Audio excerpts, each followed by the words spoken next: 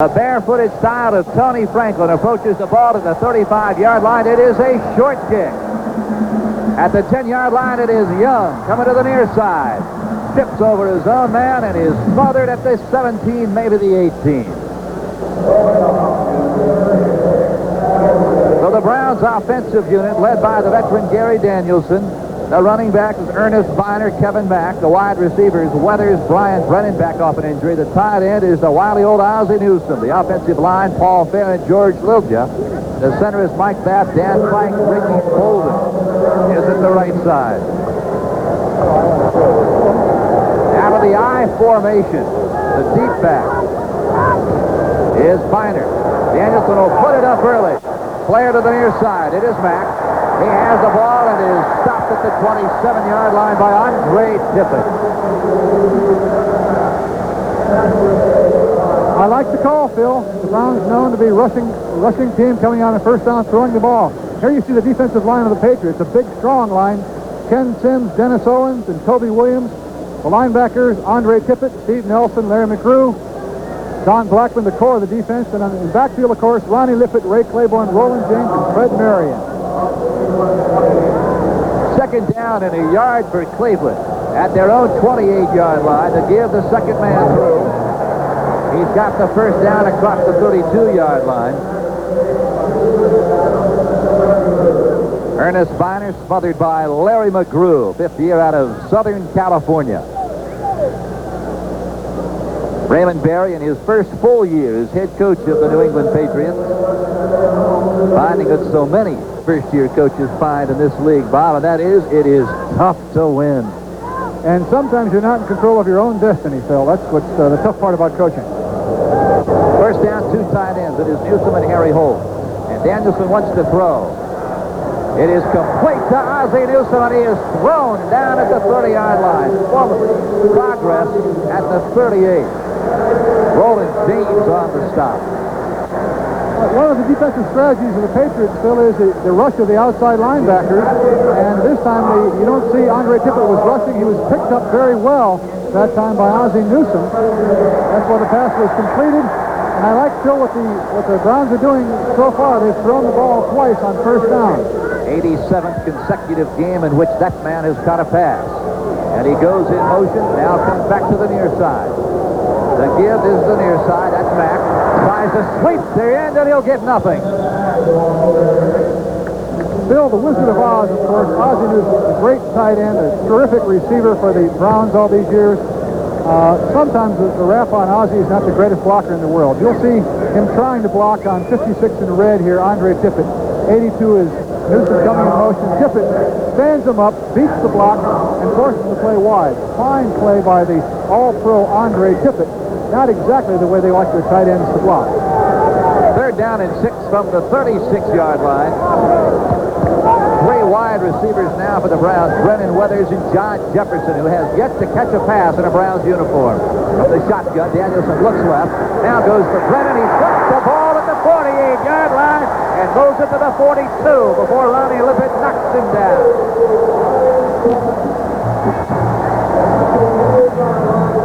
Catch by Brian Brennan, the second-year man, just coming back from the injured reserve list. And I think the addition of Brian Brennan to this offensive team of the Browns, Phil, will help open things up a little bit. Coming open against the Patriots zone, coming across the middle, caught the seam, went up nicely for the ball, and came down with it. First down, Cleveland at the Patriot 42-yard line. In motion is Brennan. Delay roll. Flag is down. Danielson's pass is complete. Ozzie Newsome is out of bounds at the 26-yard line, but first down, Cleveland. That's Newsome in motion. The give right up the gut. That is Kevin Mack to the 17-yard line. Close to another Cleveland first down. A fine running play, Phil. What this is a little tackle trap. It used to be when I was playing more, there was guards were the ones that were doing the pulling and the trapping. Nowadays, you're seeing big, strong people like number 74, Paul Farron, who weighs 270 pounds, pulling and trapping there. A fine play for the tackle, enabling the ball carrier to get some good yardage. Ernest Biner, an effective runner this year, but a tackle trap, something you're seeing more and more of. It's amazing the size of these athletes nowadays are able to pull and trap. short of the first down by about 4 inches. 11 minutes and 4 seconds to play in the first period. No score. The Browns, with the first possession of the ball game, have moved the ball down to the Patriots' 17-yard line. Bob, you mentioned at the outset of our telecast you particularly love the running game as an offensive lineman. Why? Well, I think it's the essence of the offensive line. It enables us to be on the offense. We dictate to the defender what we're going to do. When you're pass protecting, you're sitting back reacting to what he's doing. Out of the I formation on second down and less than 6 inches. Second man through. That's Biner. He has the first down at the Patriot 14-yard line. Don Blackman on the stop with help from Ken Sims. Very impressed so far, Phil, with the play of the Cleveland offensive line. They're a big, strong group. 270, 270, 270, 280, 280 pounds, averaging over 273 or 4 pounds. That's a lot of beef up front. Now the Browns have scored 71% of the time when they have penetrated their opponent's 20-yard line. Not a bad ratio. As Brian Brennan in motion. Patriots jump to be a free down for the Browns. And again, it is Biner moving near the 10-yard line, and he is tackled by Larry McGrew. I think we may have drawn old Jewel off sides there. Julie Adams, number 85, may have jumped a little bit early. Offside. 9-yard line. That's Biner. Oh, look at that hole on the left side. Cleveland, touchdown. Quarter all year long. Matt Barr approaches the football. The Patriots will get their first look at the pigskin, and oh, does Barr boom it. That is starring a yard deep, but he's coming out. And takes it out of bounds at the 28, maybe the 29-yard line. Taking a look, Phil, at this touchdown, you're going to see some fine offensive line play by the left side. 74, Paul Farron, walling Julie Adams out until it's too late. Really a position block. Julie had tried to take the outside there and got fooled because the play was going up the inside. There you see 62, Lil Johnson. Third via the rush. First and 10 Patriots. Eason, big drop. Comes near side. He has got Tony Collins out of bounds near the 40-yard line. Now for the Patriots, as I said at the top of our telecast, a very spotty offense. And these are the guys responsible. Eason, Craig James, Tony Collins, the running backs. The wide receivers, Morgan and Fryer. The tight end is Lynn Dawson. But look for Derek Ramsey to play a punch. The offensive line, Holloway, Hanna, Brock, Wooten, and Steve Moore. It has been an injury-riddled offensive line. Out of the eye, James and Collins. That's Collins on the sweep right. And he is knocked off his feet by Don Rogers. Oh, the exterminator up to make the stop. Don Rogers, fine player, Phil. Last year, the American Football Conference Rookie of the Year and a real leader in that secondary. He'll hit you. The Browns defense, it is Reggie Kemp, Golick, and Harrison. The linebacking core is Bob Kuchenberg mentioned. Perhaps the best in all of football. The backfield, Benefield, Rose Rogers, and Hanford Dixon. Second down and 7 for the 42. That's Craig James on his feet, still on his feet at the 45. Steps inside and is finally stopped from behind. Scott Nicholas playing for an injured Tom Cousineau. Makes the touchdown-saving tackle at the 29-yard line. An excellent call, Phil. The Patriots know that the Browns linebackers, outside linebackers, Banks and Matthews are coming upfield. This time, Clay Matthews, 57, was upfield and took himself out of the play because the ball carrier cut up inside. You see Matthews, supports 57 in white, trailing there. An excellent call, and Craig James, of course, feels he's not being utilized enough, not getting the ball to him enough, and that run will go a long ways towards limiting that. A little crossing pattern over the middle. It is complete to Stanley Morgan. He coughs up the football.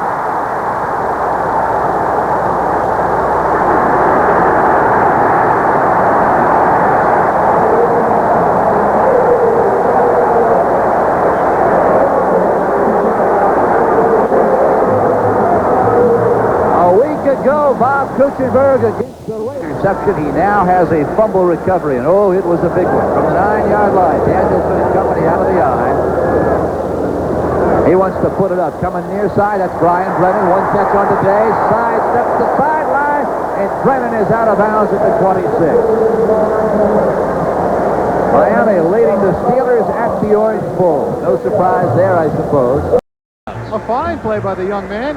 He stretched the ball out, knew exactly where the sticks were, saw that he was going to be tackled a few inches short of the first down, stretched the ball out about a yard farther than his body. Here you'll see it, stretching it out just right there. The referee marks it precisely where the ball hit the ground. That difference enabled him to gain the first down. Heads up play by the young man.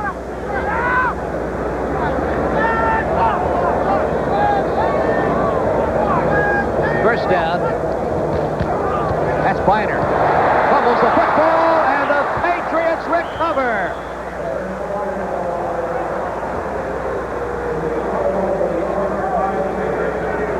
So the Browns, who entered the ball game -2 in the giveaway takeaway department, have puffed it up again.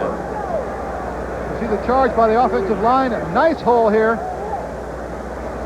Biner going through. Fine play, except for one thing, Phil. You've got to keep the ball with you. And stripped away, and you just don't want to leave the ball hanging outside, and especially on the inside in heavy traffic like that. Andre Tippett scored a touchdown a week ago, and Ray Guy mishandled a punt, and now he recovers a fumble at the Patriots' own 29-yard line.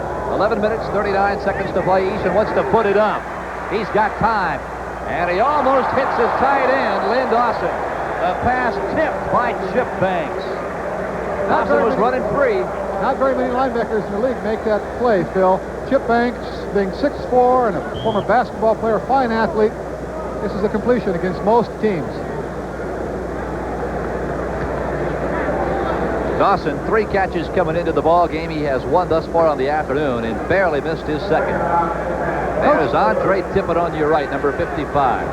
Coach Marty Schottenheimer feels that Chip Banks is the most talented defender on that team. Tony, 4 of 6. There's the draw. It's to James. He is still running and down at the 38-yard line. Clock continues to roll. Miami continuing to lead the Steelers 7-0 now in the second quarter at the Orange Bowl. San Francisco, a Roger Craig touchdown reception from Montana. Chicago and Tampa Bay scoreless in the second period. Watch what happens to Irving Fryer on this last play. Little face masking. Well, I don't blame him. He tried to put the old elbow in the face there. A couple of banty roosters pecking at each other on the sidelines there. They're down and 2. Take a look at this play. Tony Collins starts right, now goes back left. Eason misses a block on Al Gross, and it is Gross who forces him out at the 35-yard line. Al Gross made the tackle, Phil, but credit Clay Matthews was a heads-up, all-pro type of play that time. He smelled that one out. He was all over it. Didn't allow the ball carrier the play to develop, and the ball carrier had to reverse his field, chasing the ball carrier right back into his defensive cohorts. Fine play by Clay Matthews. 10 minutes, 44 seconds to play in the first half, but it is Camarillo on for his second punt of the day. Phil, there was 2 consecutive plays, all pro type plays. First by Chip Banks getting up, making a deflection. Secondly by Clay Matthews. Clarence Weathers, who has 1 fumble today, has the ball. He does not call for the fair catch, or did he? Hold on a minute. Now one official over there says he did. Cedric Jones on the hit. A 45-yard punt. I think they're going to pick that flag up. You might be right, Phil. I didn't see the fair catch signal, and it was a very close. There's no foul on the play. There's no foul. It's first down that way. Timeout. Now you can credit Jerry Markbright's officiating crew for wisely picking up the flag. Clock stopped with 10:35 to play. We're deadlocked. The Browns with the football following the punt at their own 21-yard line. Brennan and Clarence Weathers, the wide receivers, and Danielson's looking. Now the little screen. That's Biner. He has got some room at the 32 and down. Steve Nelson, he's the man who leads that linebacking core from his inside spot on the left side. Mike Babb, outstanding clearing block. Well, Bob, Tuesday night at 8 o'clock right here on NBC, the American League Championship Series begins. Don't forget the best of 7 this year. It all begins at Exhibition Stadium in Toronto. The Blue Jays and the Kansas City Royals. That should be a dandy, Phil. Oh, the way George Brett's hitting the baseball. Of course, that outstanding pitching staff up in Toronto, it will be an outstanding series.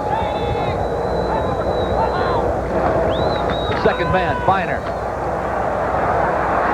Nothing but red jersey. Oh, what a shot. Rod McSwain laid on Finer. You're right. We can hear that one up here, couldn't we? That's about the time that I'm very happy to be up here and not down there on the field, Phil. Excellent job by Blackman here, stringing the play out. Roland James, number 38 there in red. And here you're going to see McSwain coming up, putting the kibosh on the young ball carrier. And like two bighorn mountain rams colliding. We heard that one up here in the booth. Helmet to helmet. And you called that fun for 15 years? Second down and 9. My wife forced me to do it that long, Phil. I didn't want to. Oh, okay. Short drop by Danielson. There's a little in pattern. Brennan is hit right in the kidneys. He sure was hitting the kidneys, and I'm quite sure that he's going to have a little bit to say to quarterback Gary Danielson. Something along the lines of, hey, Gary, old buddy, you know, I just came back off the injured reserve list, and I'm not real eager to go back. How about putting the ball in front of me instead of behind me? Now, you're right. Brennan was on the IR because of a dislocated shoulder. Indianapolis now out in front of Buffalo 14-7. George Wansley, a 7-yard run early on in the second period. Here in Cleveland, it's 7-7, the Browns and the Patriots. Third down and 9. Look in pattern. That is Clarence Weathers. The former Patriot has a first down at the 44-yard line. And Clarence not getting up. Phil, I think he was lassoed, more or less bulldogged, I should say, by Fred Marion. He probably has a neck ache of some sort. Now, while the Cleveland staff looks over Clarence Weathers, the clock stops with 9:24 to play in the first half.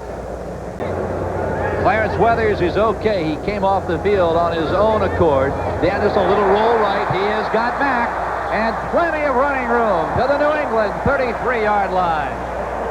Fred Marion, the man who took Weathers out with help from Ronnie Lippett, this time takes Kevin Mack to the ground. Gotta like the game plan of the Cleveland Browns. You'll see Ozzie Newsome out here in the open trying to throw a little block for Ernest Biner here.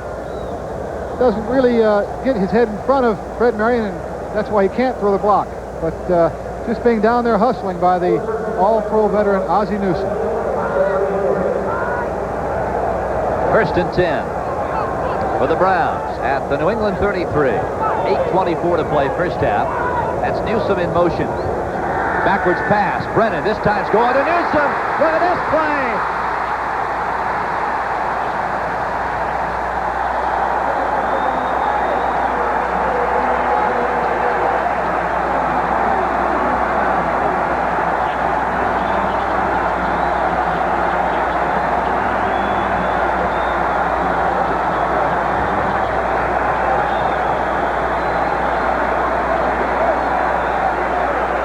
Just like they draw it up, Phil.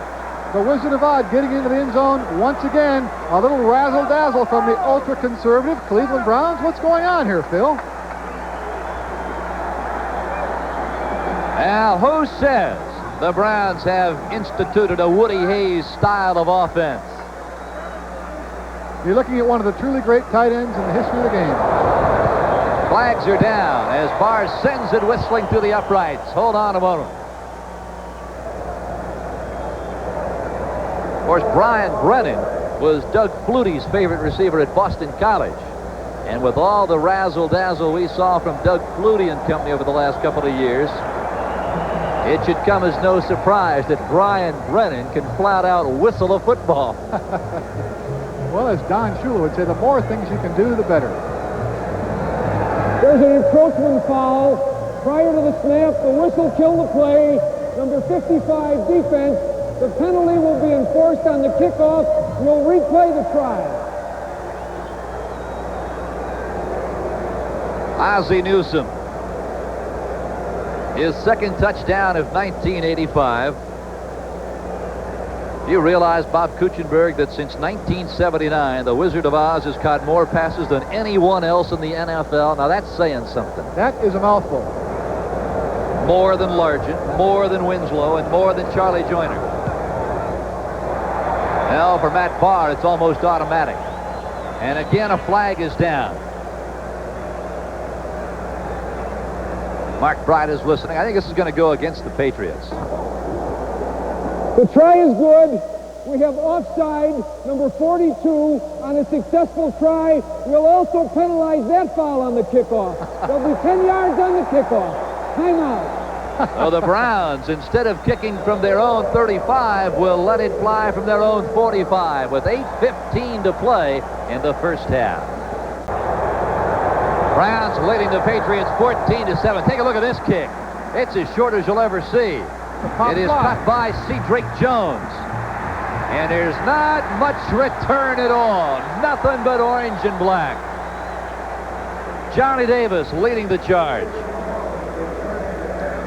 Taking a look at this razzle-dazzle touchdown, Phil, this is a very difficult play to execute. First of all, you've got to have a receiver doing something he doesn't do very well, throwing the ball. You'll see the secondary of the Patriots was fooled there. Fred Marion making a late recovery, but this is a play that if it works big, of course, but it's very difficult to pull off, and there's only a few times in a season when you have the proper conditions to try that. Wonderfully exciting play, though, by the Cleveland Browns. Collins and James are the running backs out of the I formation. The Patriots down by a touchdown. Play action, Eason. He is airing it out for Fryer. And outstanding double coverage by Frank Minifield, and Don Rogers negates the long completion. That one fooled no one, Phil. Frank Minifield was with Irving Fryer, stride for stride. The ball thrown in. Oh, you'll see a little pushing there going on.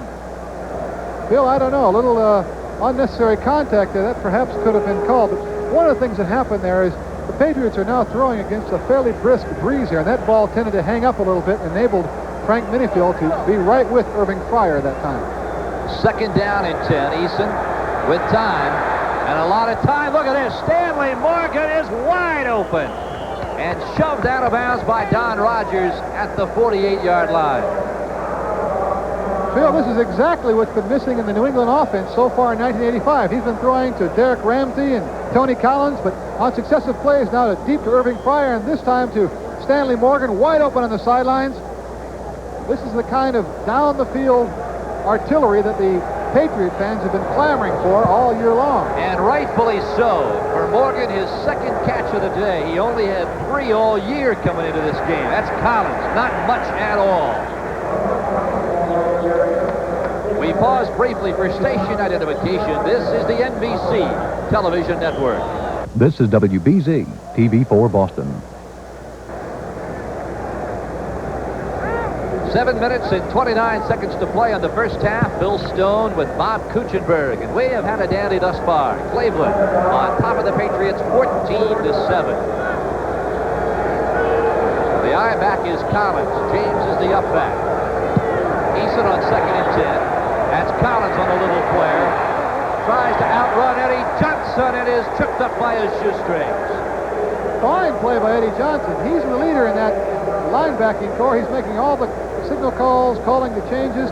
What happened, what was the great play about that play is Eddie Johnson had a lot of real estate to make up because Clay Matthews was blitzing and Tony Collins was floating out to the side there, and Eddie Johnson had to run about 20 or 25 yards to make that shoestring tackle. If you are looking for number 50 in white, Tom Cousineau, chances are you will not see him in action today. And his place is Scott Nicholas. Cousineau with hemorrhoidal surgery earlier in the week. Eason on the out pattern to Fryer. Oh, what a catch by the Nebraska star. Wonderful catch. Irving Fryer, a very potent weapon. And as we said earlier, they need to get the ball to this man here.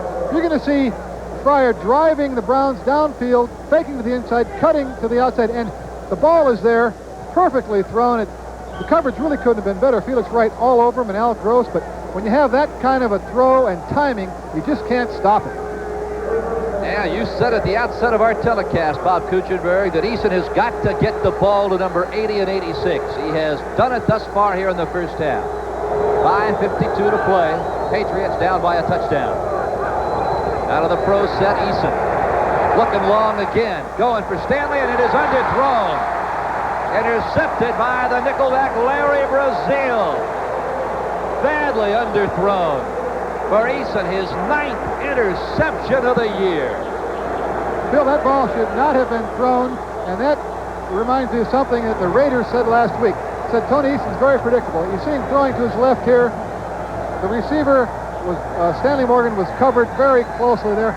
What Tony was doing was trying to look the defenders off. He was looking to his right. Then at the last minute, he's turned to his left and threw the ball to his left. Well, there was nothing to throw to. The Raiders last week said that whichever way that Eason looks, that's the way he's going to throw. Eason today, 7 for 11, 122 yards, and now that interception. All of last year, Bob, Eason threw for a total of 8 interceptions. So far, in 4+ games in 1985, he has delivered 9 to the opposition. From the 3-yard line, Kevin Mack dives out across the 7 near the 8. Again, Bill, the Cleveland offensive line controlling the line of scrimmage. You're right. All of last year, Tony threw only 8 interceptions, had a fine year, and so far this year, with the only a quarter of the year gone, he's thrown 9. But he can't, that's the one thing he can't do, is get conservative. He's got to continue to be aggressive, and he cannot let this interception slow him down and take his confidence away.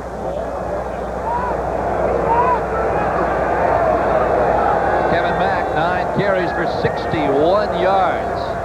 That gives to Biner, and he has taken it right in behind Mike Babb. It's the play, Bob, that you spoke of in the first quarter, where that running back has the option of taking it off the left or the right of the center. That's right. They're relying on Mike Babb and George Lilja and Dan Fike to get movement on the nose tackle and the 2 inside linebackers, and that creates running room for the backs. That time, however, Steve Nelson, old Nelly, the veteran there, anticipated the play, and even just prior to the snap started charging toward the center and beat the right guard, Dan Fike, and made the play. What's the call here, Bob, on 3rd and 1? If you're down there on the offensive line, what are you looking for your quarterback to call? 3rd and 1, you've got to, good tough yardage here, you've got to get the ball to your up back and tuck in behind your big offensive line. In this case, it would be Kevin Mack. Little quarterback roll. Look at this. It is Mack on a little dump pass. And he is knocked out of bounds at the 36-yard line. I can't believe this, Phil. There's usually boring Cleveland Browns, the 3 yards in the cloud of dust Cleveland Browns. I guess that's why I'm an offensive lineman. That was not a line buck, was it? Well, Mack slid right through the line, and Danielson found him. Nobody home. Interesting call in the shadows of the goalpost. Roland James on the tackle. A first down now way out at the 36-yard line with 4:15 to play in the first half. Don't forget, stay tuned. Bob Costas, Pete Axtell, Mohammad Rashad with all the scores and highlights on NFL 85 upcoming in just 4 minutes and 15 seconds. Danielson looking long. Cannot get around Larry McGrew. McGrew really pressed into service because of the misfortune that has befallen Clayton Weissoon. That's right, Phil, and I'm personally very sorry to see that happen to Clayton Weissoon, one of the truly fine young linebacker prospects in the league. In 2 consecutive years now, he's had tragic injuries, and your heart's got to go out to a man like Clayton Weissoon. Larry McGrew doing a fine job filling in for him there. The fans were booing Larry because they thought he was a little extra rough on that tackle at the quarterback there. 2nd down and 6 from the 40. The clock continues to turn. We're at 3:29 remaining first half action. 14-7 Browns. Danielson once more looking for the screen to develop and just threw the football away. What was interesting is Kevin Mack was being hemmed in. He could not slide out to catch that football.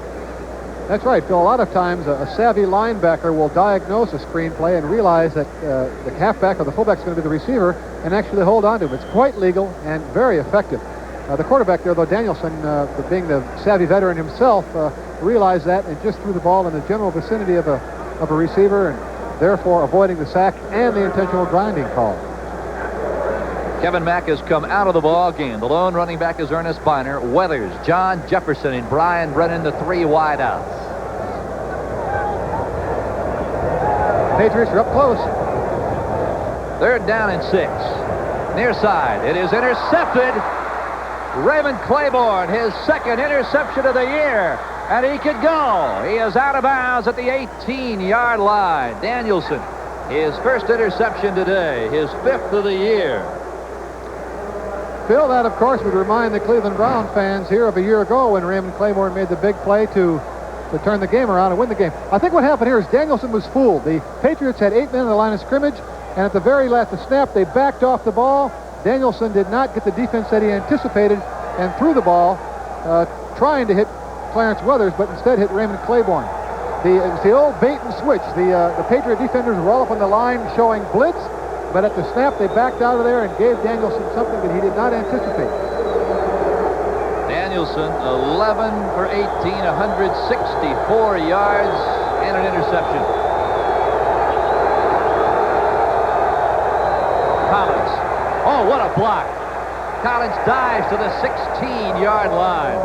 You're right, Bill. A splendid block by Irving Fryer, cracking back on the linebacker. That's something Coach Berry told us last night. With all the talent that Stanley Morgan and Irving Fryer possess, you might expect them to be rather timid when it comes to blocking, but not the case. Both of these really wonderful wide receivers are also good blockers. I don't know if we can see it here, cracking back. We saw just the tail end of it there, but that enabled the ball carrier to get into plus yardage. 2nd down and 9. That's Collins. Tries to turn it inside.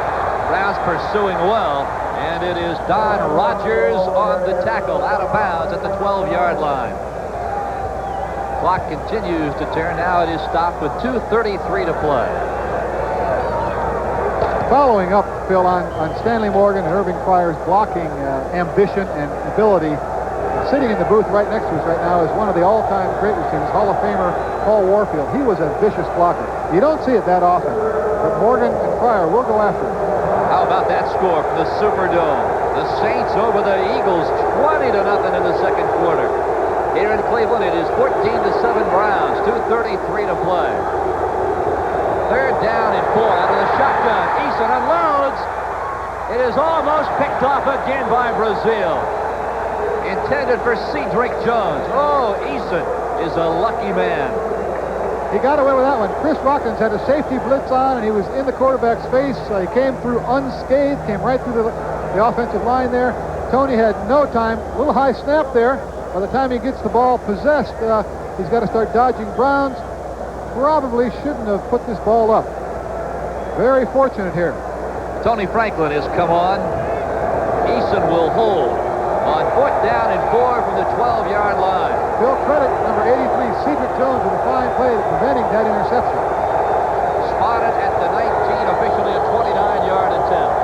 Franklin lets it fly, and it is good. Tony this year, 5 for 5. Go back to last year, he is 8 for his last 8 attempts. The man in the brown jacket is the Browns team physician, Dr. John Bergfeld, looking at Gary Danielson's throwing arm. And Bob, I think Danielson's hurt as Tony Franklin lets it sail. It's Young.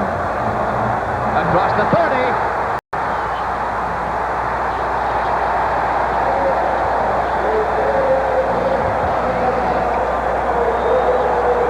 What a return by Glenn Young, and it gives the Browns excellent field position at the Patriots 49-yard line, and Bernie Kosar. Listen to this crowd for Kosar. They love it, Bill.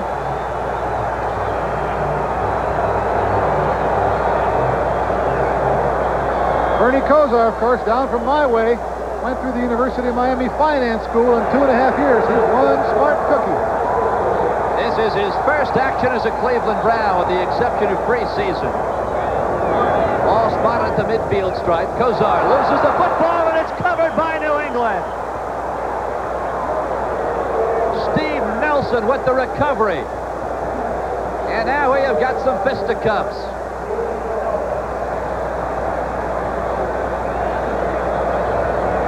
Phil, so often you see that. When you have a new quarterback in there, the center quarterback exchange is taken for granted so many times. And when you have a new quarterback in there, the timing is a little bit different. I don't know if Bernie had taken any snaps on the sidelines with Mike Babb, but if he hadn't, that's precisely the reason. Bernie pulling out there perhaps a little bit early, not used to the center snap. That you see that many, many times when you have a new quarterback or a new center.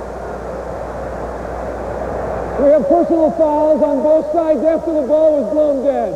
55 and 74. The penalty's offset, and it's first down that way. Paul Farron and Don Blackman are the guilty parties, but they are offsetting. No damage done. Bernie Kosar, a rather inauspicious beginning. Certainly inauspicious is the proper word. Again, when you have a new quarterback coming in there, you want to take some practice snaps with your center. First down, Patriots. 2:09 to play. Play action. That is the big tight end, Derek Ramsey. 8th year out of Kentucky. He is very near a first down, and I believe he has it. Clock stops. 2 minutes to play. Patriots trying to grab a lead.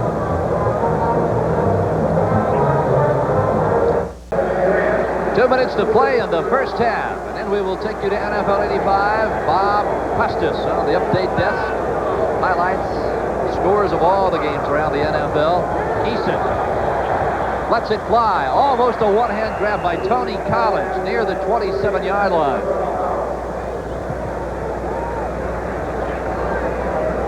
Now there's Gary Danielson's right shoulder, and I think we have seen the end of Gary Danielson today. Bernie Kosar right behind the Cleveland bench, continuing to throw.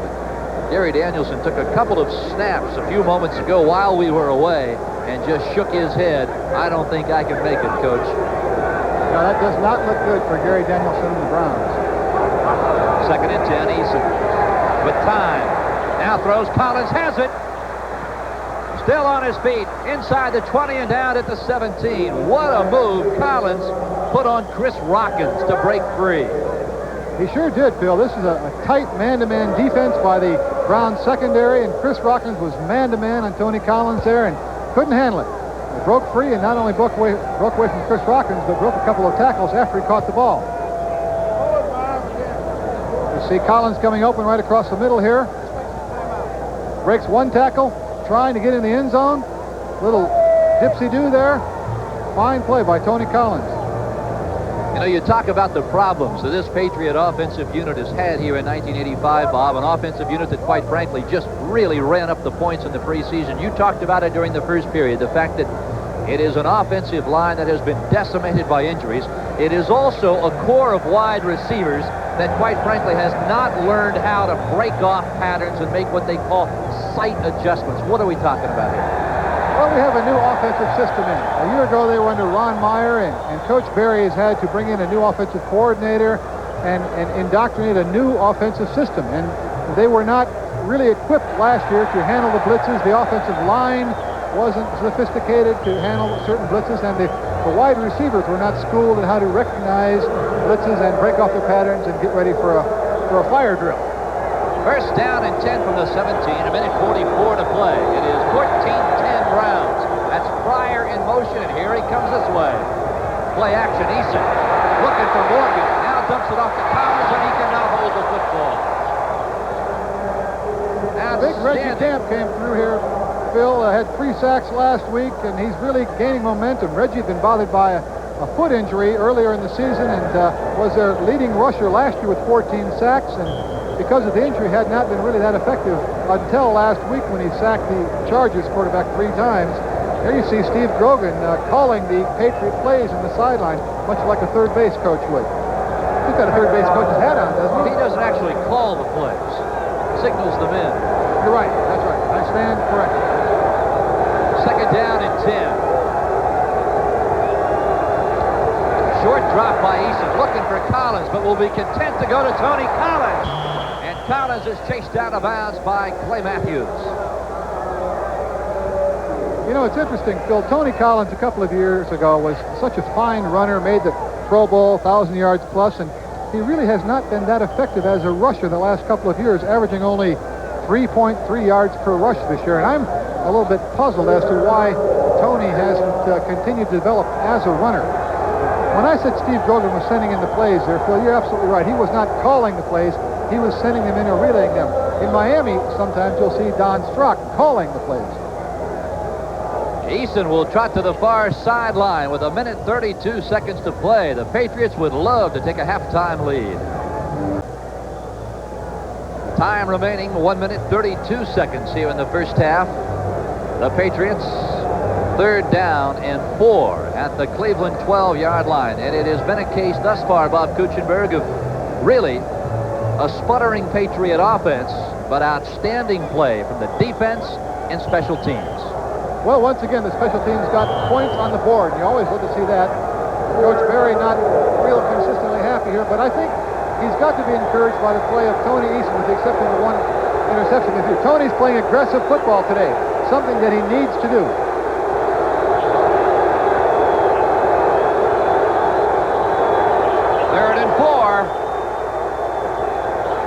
Derwin Williams in motion. Flags are down everywhere, and so is Tony Eason. Oh, was he stuck by Chip Banks.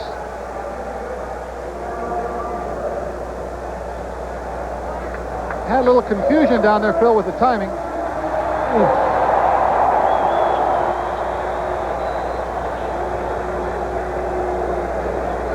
Little confusion on the snap count there. There was some premature movement. It was almost a fumble. There was almost an exchange. The play does problem. not count. It's still 3rd down.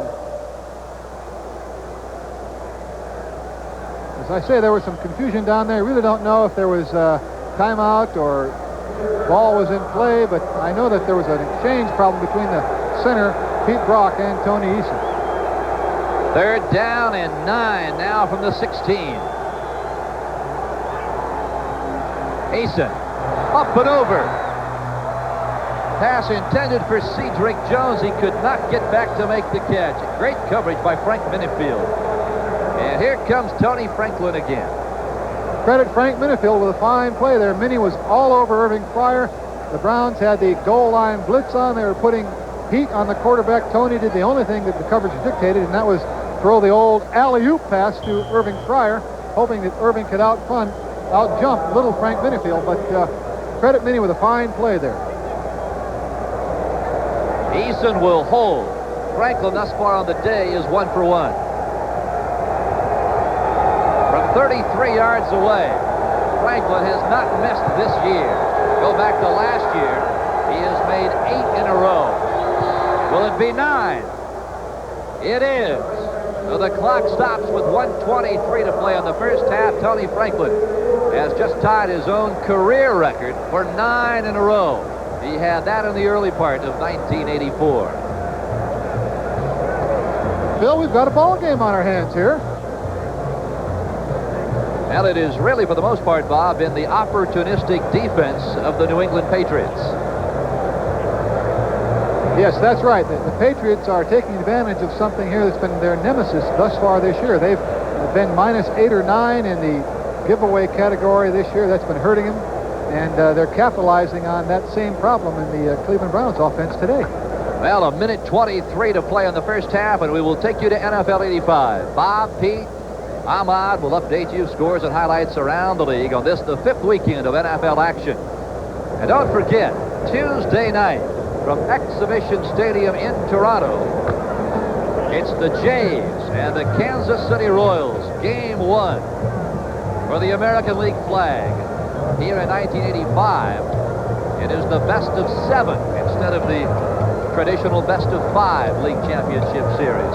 NBC will bring you not only the American League Championship, which begins Tuesday, but also the National League Championship Series that gets underway Wednesday at Dodger Stadium in Los Angeles. Valenzuela and John Tudor of the St. Louis Cardinals. That is Glenn Young. At the 4-yard line, Franklin will let it sail. Short kick. That's Young at the 15-yard line. He moves it across the 27 out near the 28. And that is where the Browns offensive unit will put it in play. And here comes Bernie Kosar again. The fans welcome him. If you just joined us a moment ago, Kosar's first snap He fumbled the ball, recovered by the Patriots. If this were a Hollywood script, Bob, he would have taken that snap and launched a 50-yard touchdown pass to Clarence Weathers. Well, I know if I were writing the movie, he certainly would have. Not hardly the way Bernie sat and dreamed about his debut here in Cleveland, I'm sure. But this kid has such a... charge timeout, New England. Are you telling me, wait a minute, Coach, are you telling me that those years down in Miami were not scripted? The undefeated season was not a script? Particularly that wonderful game against Nebraska. I'll tell you, that was one of the fine collegiate games I've ever seen. And this Kosar is one of these players they refer to as a franchise player. And the people here in Cleveland, from Mr. Modell on down, are so very excited and enthused about the future of Bernie Kosar. They didn't, I'm sure, want him to come into the game under these conditions, however.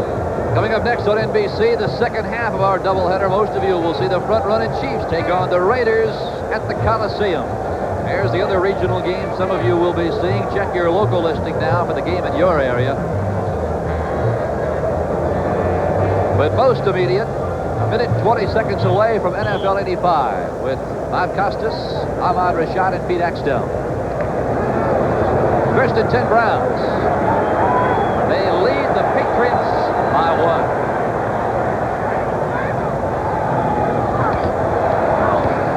Kevin Mack is hit at the line of scrimmage and driven back. That is Steve Nelson and Larry McGrew. Looks as though Coach Schottenheimer may be content to go into the locker room, Phil, with a 1-point advantage rather than having his young quarterback get risque here and put the ball up for grabs.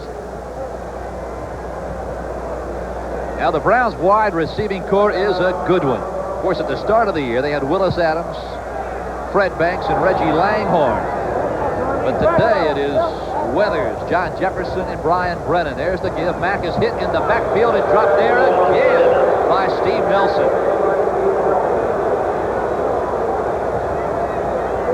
Got to be a lot on his mind right now, Phil. He's come into a ball game where he didn't really expect to play this early. He's young. It's his first opening ball game and deep in his own territory here. I think what he's going to do, of course, just keep the ball on the ground and call timeout at halftime and go listen to his coach and talk things over and then come out anew in the third quarter. This will be the final play of the first half. Would you go for broke here, Bob, or just run it out? I think I'd put it up for grabs. He's got the wind behind him. Throw it downfield. Nope. It's going to be Kevin Mack. And that's the way the first half will come to an end. The Cleveland Browns with a touchdown in the first period, another strike in the second period. Their 14 points for the Patriots, Bob. All 13 of theirs came in the second stanza.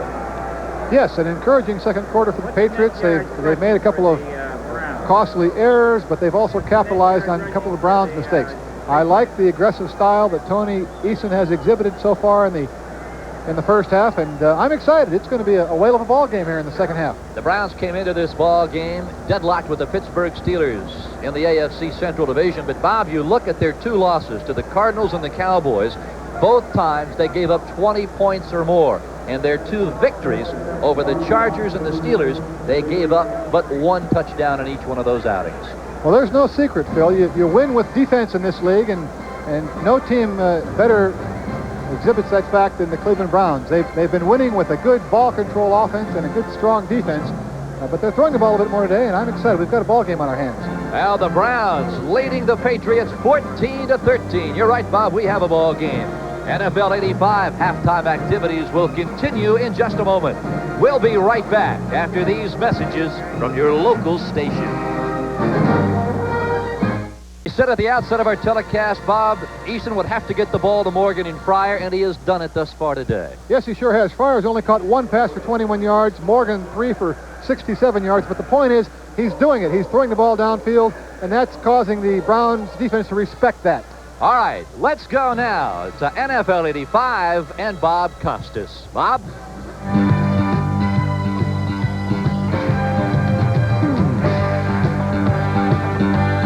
Okay, Bob Costas back along with Pete Axtell and Ahmad Rashad. Let's get you updated on the scores from around the league in the games some of you are watching.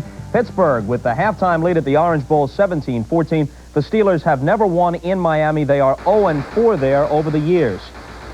A trendy banner along the sideline, the Miami Vice squad. Well, early on, it's Tony Nathan up and over the top for a 7-0 Miami lead. That's in the first quarter. In the second quarter, Nathan's fortunes take a turn for the worse as he is hit, fumbles, and Donnie Shell, ever the opportunistic one, recovers.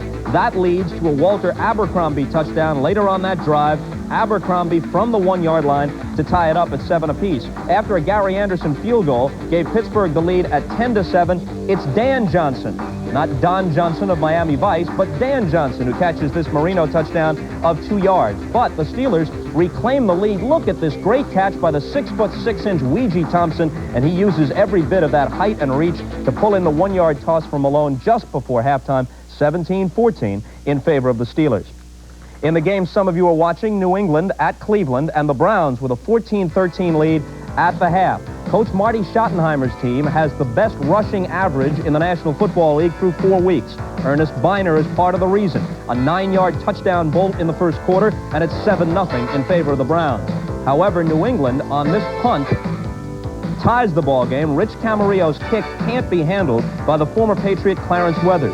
He bobbles it once, regains the handle, and then when he's hit, he coughs it up again, and Johnny Rembert eventually falls on it in the end zone. Game tied at 7 in the second quarter. Razzle-dazzle for the Browns to take the lead at 14-7. That's a lateral, not a pass, from Danielson to Brian Brennan. Brennan then passes to Ozzie Newsome. The play covers 33 yards. They go ahead 14-7. A bit later on, however, Gary Danielson injured a shoulder, went out of the game, and was replaced by Bernie Kosar. In Kosar's first play from scrimmage in a regular National Football League game, he fumbled the snap. The Patriots recovered. That led to a Tony Franklin field goal and a 14-13 lead for the Browns at the half. Elsewhere, San Francisco and Atlanta, the 49ers having a tough time with the Falcons, who are 0-4. 7-3 is the score as they come up to halftime. Roger Craig caught a 46-yard touchdown pass from Joe Montana. Craig leads the NFL with 8 touchdowns scored. Tampa Bay has the lead at home over Chicago. 12-0 is the score in that game. Their only touchdown, a Steve DeBerg 21-yard pass to Kevin House. Donald Ikwabuki has a couple of field goals, also missed a point after for Tampa Bay. The Buccaneers lost in their opener to the Bears at Soldier Field, trying to get some revenge today. The Bears, of course, come in at 4-0. The Packers are in front at halftime, playing at home over the Lions. The score there is 20-3. Indianapolis at home to Buffalo, and at the Hoosier Dome, the Colts lead at 21-10. They haven't yet reached halftime. This is Hank Buller's first game as the head coach of the Bills, but so far the results haven't been much different than they were under Kay Stevenson. They grabbed the lead 7-0 when Greg Bell took this pitch and the second-year man from Notre Dame went in from 18 yards out. However, the Colts tied it late in the first quarter. Mike Pagel on the rollout from 2 yards. The kick made it 7-7. Vince Ferragamo of the Bills has been intercepted more often than any quarterback in the NFL. Twice in the first half to bring his season's total to 11. He's thrown for only 2 touchdowns. This one is off the hands of receiver Eason Ramson and a fine diving interception by the linebacker Barry Krause. It leads to a touchdown for the Colts, scored by George Wansley, one of 2 he would score in the first half. Look at him break tackles here, a superior run. He lunges over the plane of the goal line. 21-10 is the score at halftime, as Wansley later scored a 3-yard touchdown. It is not yet at halftime. I should check that. A few minutes remaining in the second quarter. And the Saints, the team Pete Axthelm again picks against, leading at home over the Eagles by a score of 20-7, and they have taken Randall Cunningham out at quarterback. The Eagles have replaced him with Ron Jaworski, and Jaworski has thrown a touchdown pass to John Spagnola for the only score for the Eagles. So what about those Saints? When are you going to get on their bandwagon? Well, I never learned, Bob. We all know that. Everyone who follows me knows that. But I do have an announcement. There's no truth to the rumors that the Eagles, the way they're performing today, have applied to join the Major Indoor Soccer League. Another snide remark that is best left alone. We'll send it back to the ballparks now, and we'll check with you a bit later on in the day. For Ahmad Rashad, who was brilliant in this segment, and Pete Axthelm, I'm Bob Costa. See you later.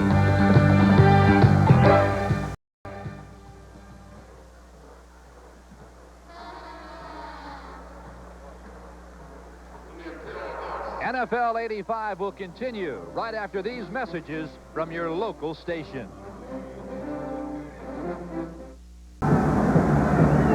Welcome back to Cleveland Stadium, everybody, with the Browns leading the New England Patriots 14-13, and it has been a game, quite frankly, that has been dominated by turnovers. For the Patriots, they have been on the receiving end of 4 Browns turnovers, while the Browns have been on the receiving end of 2 Patriot miscues. It has. Both these teams have been hurt this year, Phil, by not only turnovers but penalties, and it's holding true today. You know, the Browns led this ball game 7-0 in this first quarter. But in the second period, the Patriots got on the board on a punt problem. A week ago, the Raiders had the same problem. Today, it was the Browns who coughed it up.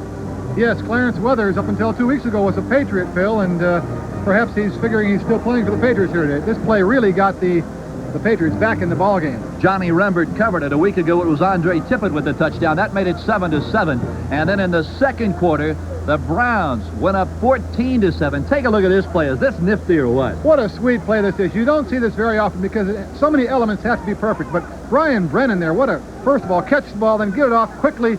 And the old Wizard of Oz, Ozzie Newsome, once again getting into the end zone. Well, that made it 14-7 Browns. The Patriots were to add 2 more field goals in the second period of play.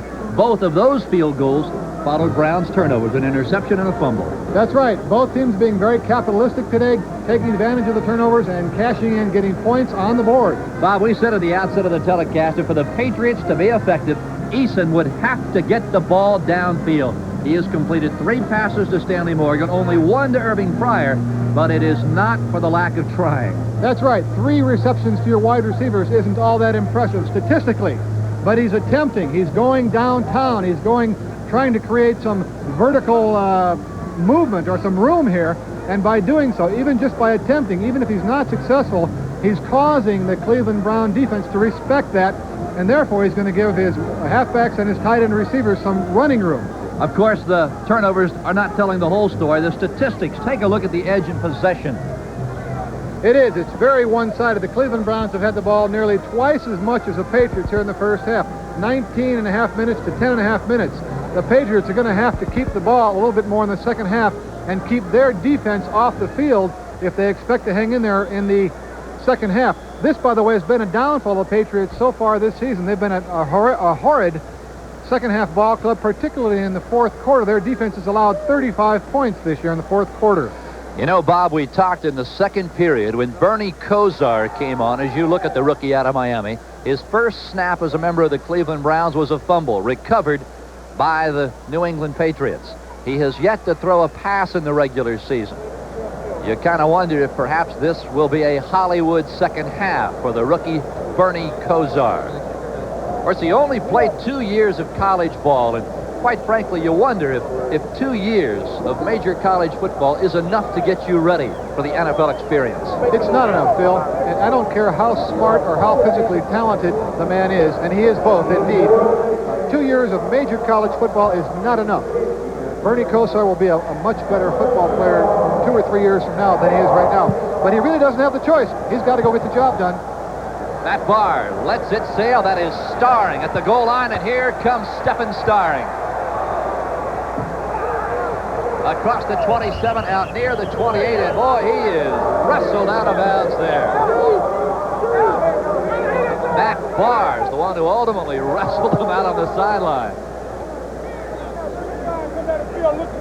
Take another look at this. You're going to see some excellent blocking here by the Patriots, wanting to come out of the end zone, get some momentum created. There you see a block on. Oh, wow. Good morning. Good afternoon. How you doing there? 55 of the Browns never saw the block. That's the kind of hitting you like to open the second half with. First down from the 30-yard line, the Patriots. They trail by 1. Just underway here in the second half of play. Eason with time. Pass is complete to his tight end, Lynn Dawson. That is Dawson's 3rd catch of the day. That equals his season total. Phil, we talked about just a few minutes ago the effectiveness of going to Morgan and Pryor down deep, downtown, vertically. It's going to open up for people like Lynn Dawson and Tony Collins underneath the zones. You want to back those defenders off going deep, and that'll soften the underbelly of those zones and make Lynn Dawson and Tony Collins and Derek Ramsey all that much more effective. We talked at the top of our telecast, Bob Kuchenberg, about the effectiveness of this Cleveland Brown linebacking core. They have pressured Tony Eason 4 times in the first half. That is a very undervalued statistic. You're beginning to see the statistic pressure, quarterback pressure coming along. And in many times, I think a pressure is more valuable than a sack. A sack is a 5 or 6 yard loss. A pressure can result in a turnover, an interception. The give is right up the gut to Craig James, and oh, is he stacked up. Bob Golick, the big nose tackle out of some minor university in the Midwest on the tackle. Matchups going in the center of the line here. Bob Golick, nose guard. Big John Hanna, number 73 here, putting the head down, being taken on by Scott Nicholas. Not a bad job by the young linebacker. And that's what happens so many times. The body congestion in there, the pile fell on John's legs, and he's had calf problems all year long. What a fine player he's been. Where'd Golick go to school? Bob Golick, of course, the Golden Dome of Notre Dame. And Collins to the right side, and he's got some running room. Chased out by Al Gross. You're not talking about Notre Dame, are you? My alma mater, the Golden Dome. The Golden Dome. Mad Dog Bob Golick, they call him there. Quite a wrestler. Three-time NCAA wrestling participant and a very strong player. Fine football player, but he's got his hands full today going against Pete Brock and John Hanna and Ron Wooten in the center of that Patriot offensive line. And it is Bob Golick and Hanford Dixon that are responsible for naming that Cleveland defensive unit the Dogs. Of course, it goes back to what you just said. In college, Golick was known as Mad Dog, and he and Hanford Dixon a year ago started barking at one another after pretty good defensive plays. They've been barking ever since. And everybody here in Cleveland's picked up on it now. They've got a section down in the end zone where they bark at the opposing team in pregame warm-ups. Spotted just short of the first down. There you see it, the dog pound. There's that dog defensive unit. Hanford was saying that a couple of weeks ago fans were bringing those rawhide dog bones to the stadium, and that opened into the end zone when the defense would make a great play. These fans would start hurling those dog bones out of here. Hanford went on television here in the Cleveland area and said, "Hey, those things hurt. Be careful." I understand Hanford Dixon barked at Henry Kissinger. He wanted to teach Kissinger how to bark. That's changed. Had a costly fumble a week ago that resulted in a Raider touchdown. Don Rogers on the tackle. Phil, the identity, the very essence of this New England offense throughout the years has been centered around this man, John Hanna, perhaps the greatest guard to ever play this ball game. Didn't get a great block that time, but kept after it. Just enough body English air to enable the ball carrier to get through, and the Patriots love to run left behind Big John and Brian Holloway. Eason is really hit. Morgan is hit twice. Brazil and Don Rogers hammers Stanley Morgan. Credit Morgan with a fine effort there to keep the ball from being picked off. He went over the back of Hanford Dixon to prevent the interception. Eason looking short there and then going deep. The ball's in the air. He's well covered. And going up over Larry Brazil's back to prevent the interception. Second down and 10 now from the Browns' 39-yard line. New England has never led in this ballgame. There's the draw to Craig James. Makes his way through Hanna. Down inside the 33 near the 32. Chip Banks on the tackle. What a job James did of maneuvering by John Hanna. Not only John Hanna, Phil, but Brian Holloway, the all-pro left tackle. 6'7", 288 pounds. And that's a lot of beef on the left side of the line. And as this game wears on, if the New England Patriot offense can stay on the field and keep their defense off the field, they're going to do it by running left. Third down and 3. James is the lone running back. Browns showing blitz. James has the ball, and he will be stopped short of the first down. Bob Golick, the nose tackle, stuffed it up. Interesting situation and decision here, Phil. You've got fourth down now, inside of a yard to go. It's what I call a 4-down zone. I think that you've got a decision whether to kick the field goal or go for the first down. And Tony Franklin remains on the sidelines at the midfield stripe. He took 3 or 4 steps onto the field and then turned around and came off.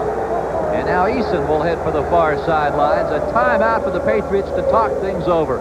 Fourth down, less than 1.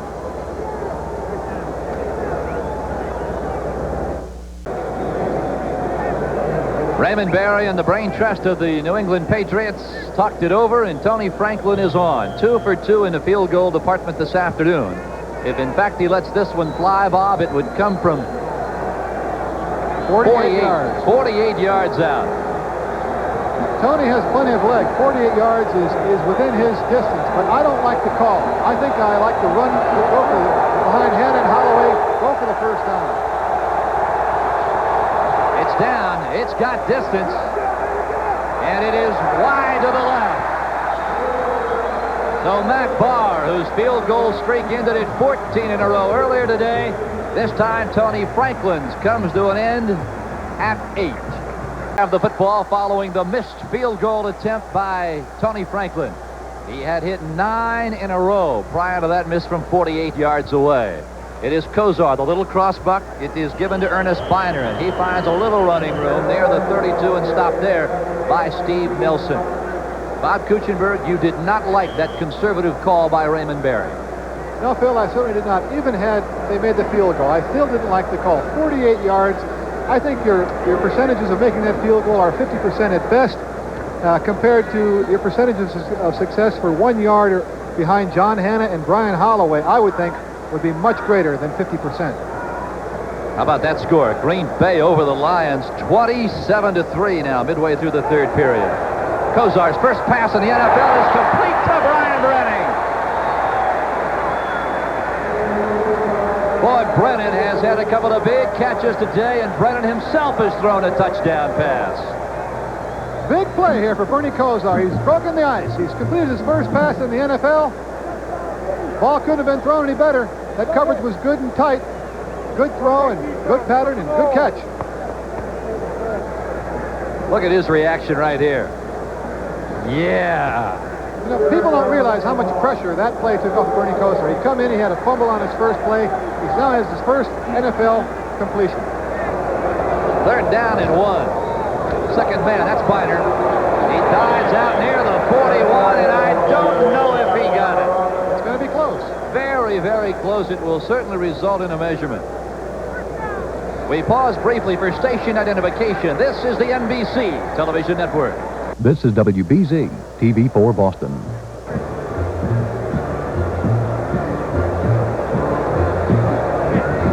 10 minutes, 42 seconds to play in the third period from Cleveland Stadium on a cool, brisk afternoon. It is Cleveland by 1 over the New England Patriots. Bill Stone, along with Bob Kuchenberg, we told you at the outset of our telecast we expected a dandy, and we have got nothing less. First down by the length of the football. Marty Schottenheimer, criticized by some in the local media for his lack of creativity when it comes to offense. He has mixed it up well today. Turnovers have cost his ball club. That's right, Phil. He certainly has mixed it up. The old double pass. He's not been conservative today. Kosar, play action. It is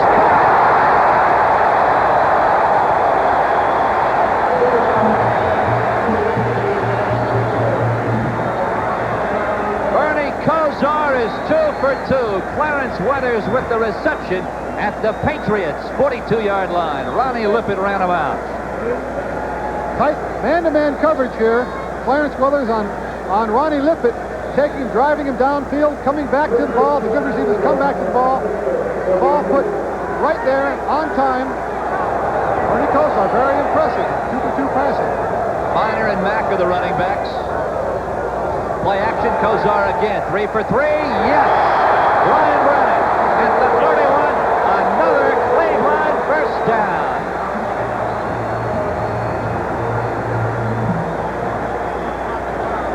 And Bob, don't you know, with every completion, Kosar's confidence factor goes up, up, up some more. That's right, Phil. Look at this. Boy, he put something on this ball. That ball did not take very long. Very tight spiral. Right there. Got there in a hurry. Oh, you said it, Bob. A tight spiral. Kosar, 3 of 3, 42 yards.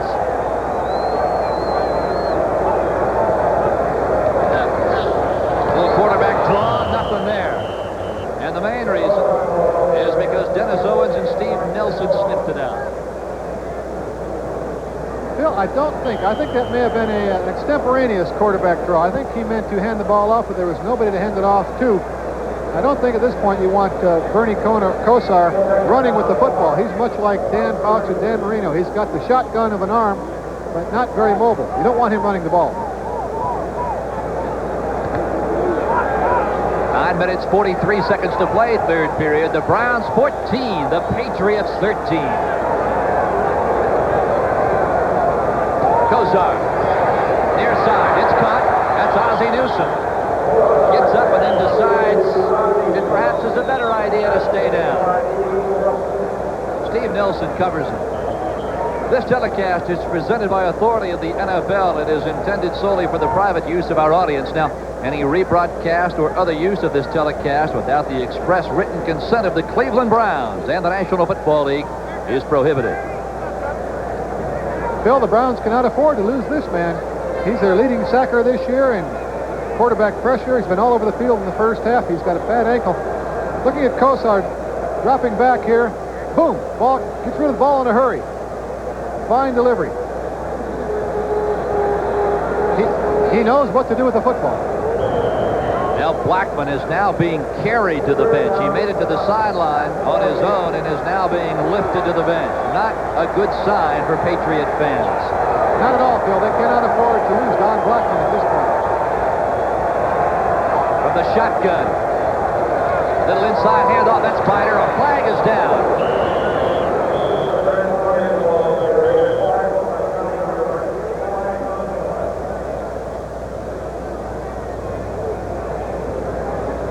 Rembert and Tippett on the stop.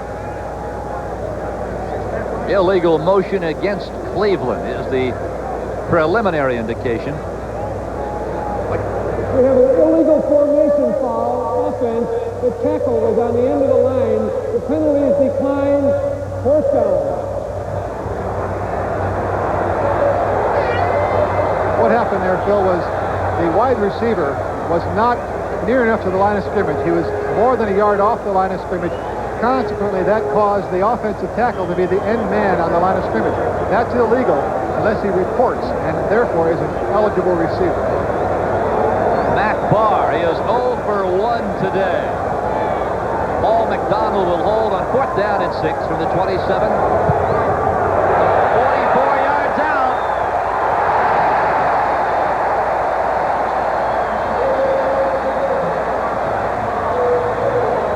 8:51 to play in the third period, and the Browns now lead by 4.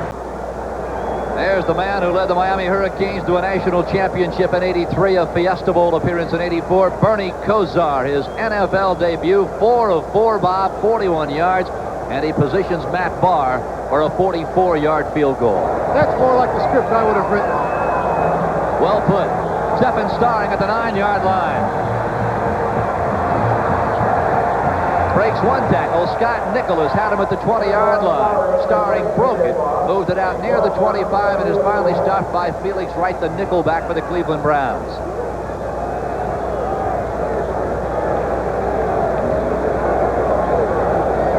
The Patriot offense today has yet to crack the end zone. That's true, Phil, but I still, the need for this man to continue to be aggressive. 11 for 20, 167, not bad stats, but he needs to be aggressive. He cannot get conservative at this point. Weathers and Craig James are the setbacks. He's the ones to put it up. Right over the top. That is Derek Ramsey holding that football out like a loaf of bread. And fortunately for the Patriots, he did not cough it up. Larry Brazil slow getting up at the 41-yard line. A first down for New England. Derek Ramsey just ran a little lazy delay pattern, little hook over the end zone, and just stood there for about 2 full seconds, letting the Brown linebackers run to their areas in the zone. They never saw him. First and 10.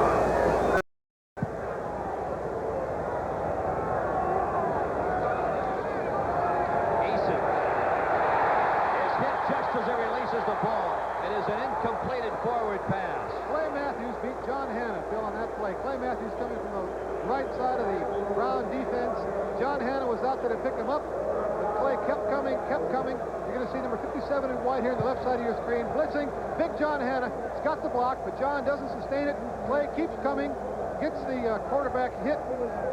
Fine play. You're seeing why Marty Schottenheimer calls Clay Matthews perhaps the finest outside linebacker in the NFL today. Second time this afternoon, the Dogs have gotten to Tony Eason. 15 sacks against Eason all year.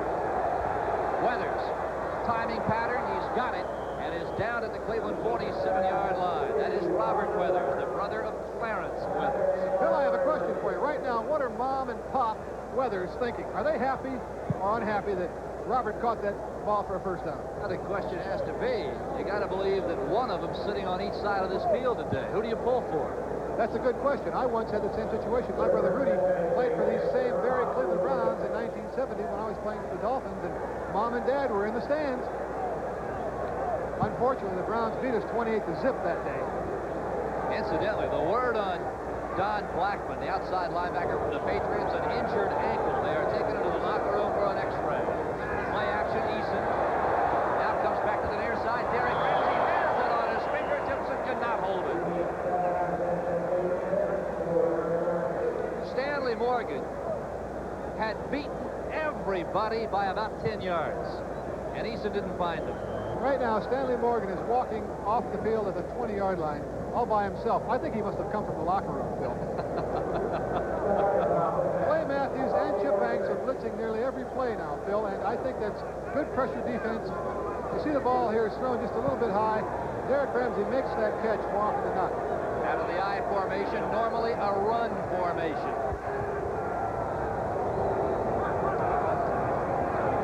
Eason, quick release. Collins cannot get back to make the catch. Pardon me, that is Cedric Jones. Fourth year out of Duke. And now you put yourself in a situation on 3rd and 10, Cooch, where you really have to air it out. Well, they've been very effective with the draw play, and Cleveland knows that. So I think that Cleveland has to respect the draw play a little bit. But yes, it's by and large a passing situation. And the Dogs, they called the Dogs that time. They had the safety blitz on, and Eason had to get rid of the ball before he wanted to. Derwin Williams, Cedric Jones to the right. Stanley Morgan to the left. Eason right over the top. Intended for James. Did he hold the football? What a catch! I can't believe that. He was covered by 3 men. The ball had to be thrown in perfectly. What a catch by Derwin Williams. First year out of New Mexico. You're going to see Derwin Williams, a slot back here on the center of your screen, going right down the middle, being followed stride by stride by the linebacker, the safety coming over from the center. Boy, that ball had to be perfectly thrown. Going up, deflected, and yet what concentration. Derwin Williams, splendid concentration. A 24-yard reception for Williams. He's averaging over 17 yards a catch. That's Greg James. No place to go. He avoided Clay Matthews back at the 28-yard line, but he ran head-on into Scott Nicholas and Don Rogers. Now take a look here. Indianapolis playing it all over the Buffalo Bills. New coach there, replacing Gary Danielson, is having a rough day. Once again, not the Hollywood script that you'd like to imagine. Listen to this chant here. Defense.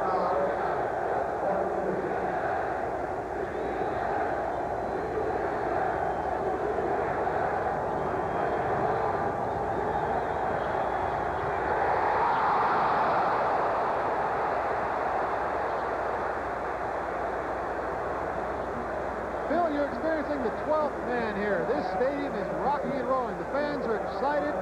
They almost picked one off there. He hit Frank Minifield right in the numbers, and Frank can't believe that he dropped the ball. I don't know who he was trying to throw the ball to. Well, the receiver had fallen down. Stanley Morgan had fallen down, and Frank Mini fell down after that one hit him in the solar plexus, and he couldn't hold on it. But listen to these fans calling for defense. 3rd down and 9 from the 22. Will not attempt to talk over this roar.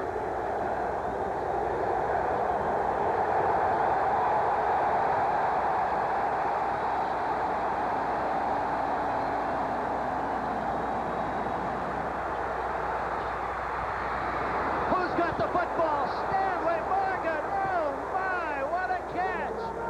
What a catch. He took a hit that I don't believe. What concentration. The ball was deflected, bobbling the ball while he's bobbling it. Frank Minifield took a lick on him, and he comes down with the ball. That is a pressure catch.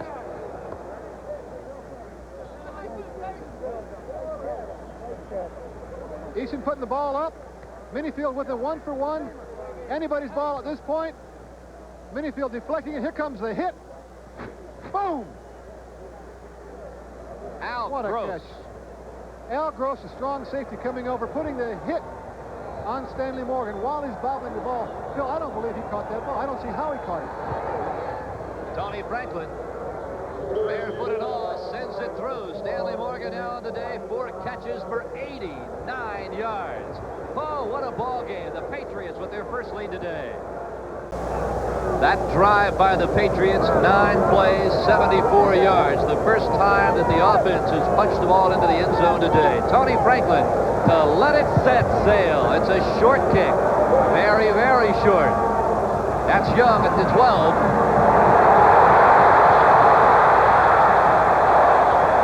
And he is hammered out of bounds, but not before he advances the ball across the 40-yard line. Jim Bowman rolls him out. Phil, I want to take another look at this touchdown catch. This is a remarkable catch. Jugs Morgan here breaks Tino Cappelletti's all-time touchdown. What's amazing about this catch is he is bobbling it. Poor Frank Minifield has to wonder. Here's the amazing part. Boom! The hit by Al Gross. I don't know how Jugs comes down with this ball. Minifield and Gross have got to be talking to themselves. Coming into the season, Morgan and Gino Cappelletti had shared the touchdown receptions for the Patriots with 42 apiece. That's Brennan. On his feet at the 44 and falls backwards at the 45. Steve Nelson on the tackle. Now, Coach, you were right on. At the top of our telecast, you said Eason would have to get the ball downfield. Boy, he has done it to Stanley Morgan. He certainly has. In the first half, he was trying to hit Irving Pryor, and he's been doing it, but just the threat of that has opened up the Cleveland defense. Bernie Kosar is the quarterback for the Browns. Danielson out with an injured right arm. Up the gut is Kevin Mack. He moves into the 47 and no more. Toby Williams, third year out of Nebraska. The right defensive end stops Mack.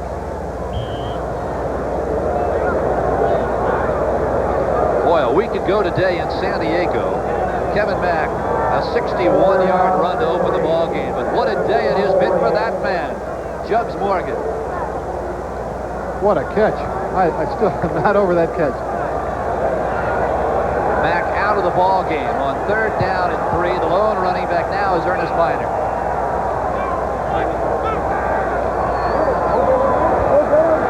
Ozzie Newsome.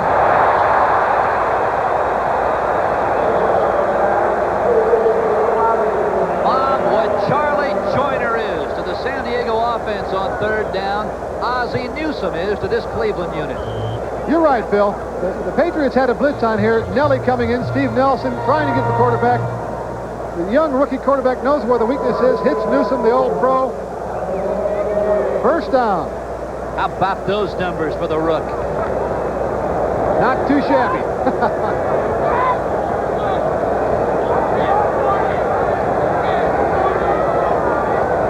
Patriots showing blitz. Kosar releases in a hurry.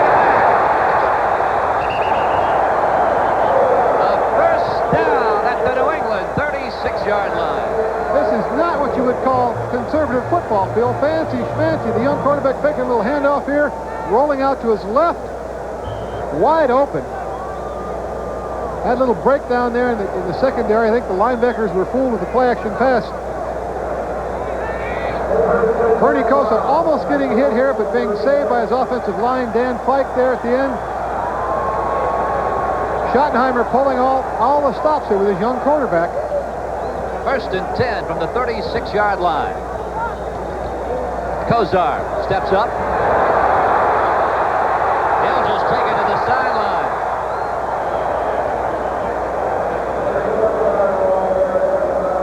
As the Cleveland fans and management and coaches hold their breath.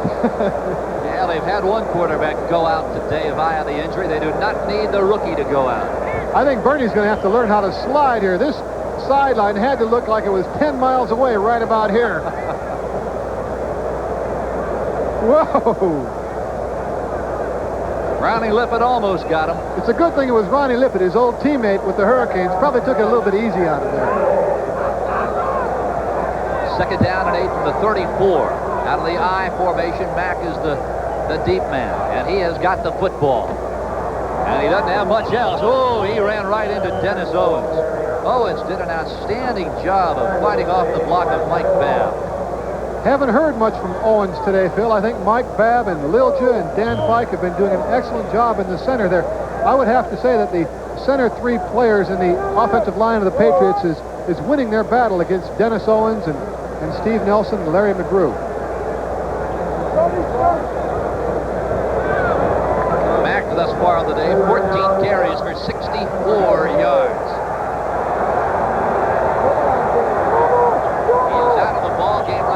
Third down and 7 from the shotgun. Kosar up and over to Brennan. Oh, does he take a shot? Ron McSwain, Roland James is the guy who put the hammer on him. Bill, I think that ball was underthrown, to be honest with you. The receiver had a step on Rod McSwain, and if the ball had been thrown deeply enough and enabled the receiver to run under it, it could have been a touchdown. So it's 4th down and 7. And the Browns are showing that they're going to go for it.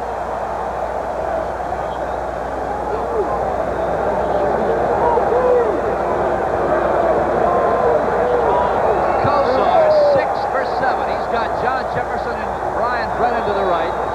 Bill, if they make this first down, this stadium is going to explode.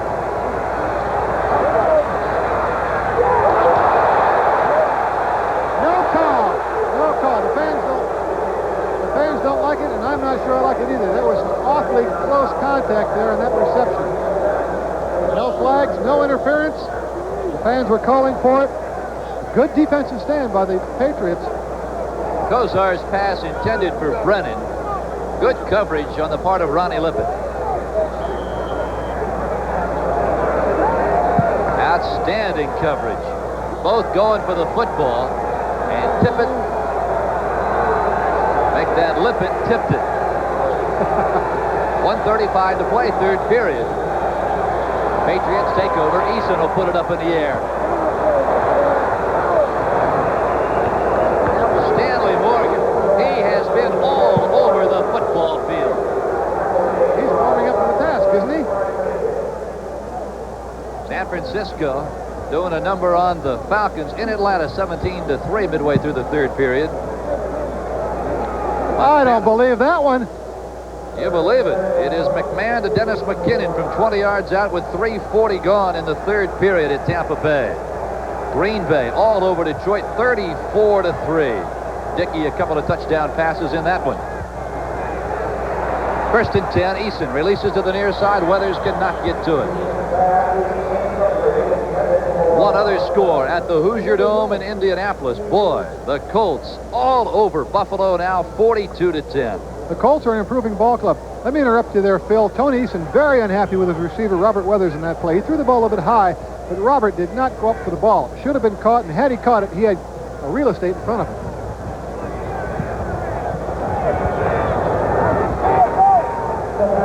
Eason, 16 completions today, 30 attempts, 259 yards. 2nd down and 10, 49 kicks remaining on the clock in the third period. That's James, right side. Eddie Johnson on the tackle.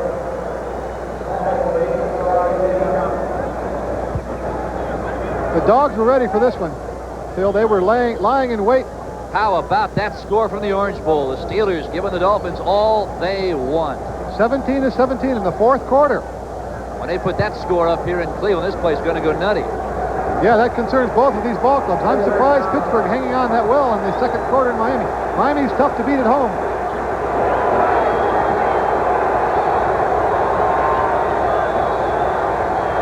Eason, flags are down. Tony is going for it.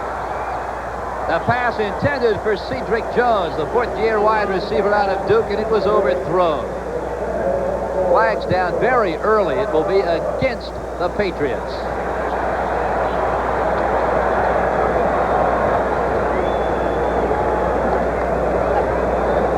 Illegal motion, number 73, offense, declined, 4th down. And that'll bring Rich Camarillo on. And the Browns will get the football back. They trailed 20-17. A year ago, this game decided in the closing seconds. The final then, 17-16 Patriots.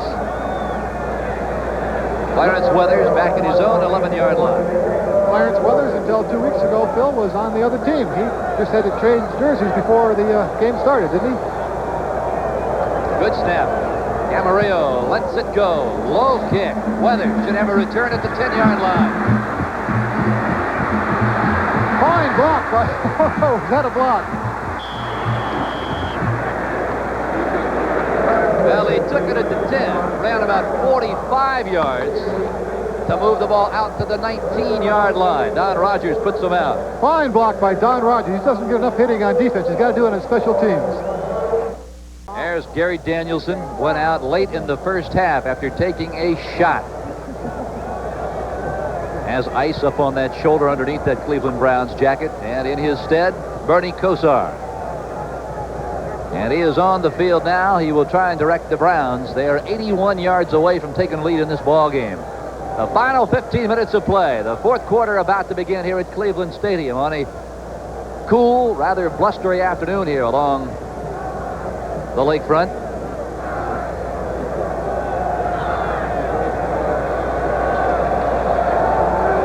Now, don't forget Tuesday night right here on NBC.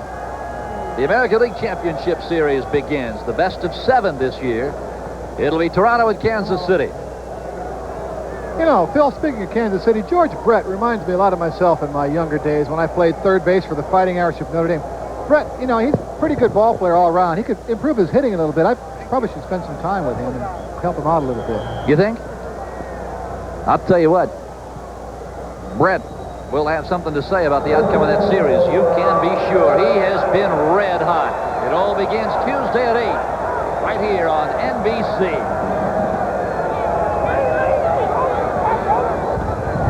Kosar steps up, now delivers out to Newsom. Good defensive coverage by Roland James. Browns were fortunate enough to get that pass off, Phil. Kevin Mack, the rookie running back, came out and picked up a blitzing Andre Tippett at the very last second, preventing a sack. Take a look at the time of possession edge there. It's hard to believe the Patriots are ahead in this ball game. You look at that yards passing by Tony Eason. That is the best numbers of 1985. That's more like Tony Eason. Kevin Mack nowhere to go. Bill, I might sense a little bit of the tide turning here. The momentum is, the Browns are losing a little bit of momentum here. They're now 3rd and 9 deep in their own territory. They've had a conservative play called there. And just before that, you realize the magnificent catch for the touchdown by Stanley Morgan. Taking a look at the thigh of Hanford Dixon, one of the lead dogs there. Got a hamstring pull, apparently. Out of the shotgun on 3rd down. Kosar just barely underthrows a diving Clarence Weathers. The reason, Phil, that ball was underthrown because I think it was either his arm or the ball was actually hit while he was throwing. There was pressure from the left side of the Patriot defense. Either Kenneth Sims or Andre Tippett is coming along. You might see... All right. That ball was hit while the arm was in motion. You're not going to complete many passes if you're deflecting it before it's thrown. Jeff Gossett, his first punt today, is a short one. That hit somebody's foot. That could be a live ball. Hold on a minute. I'm not sure it hit anybody. Just a second. You might be right. The officials are going to talk it over. Did it hit a New England Patriot player?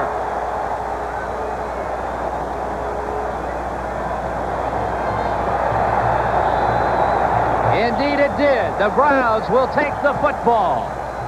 An alert play by the Cleveland Browns.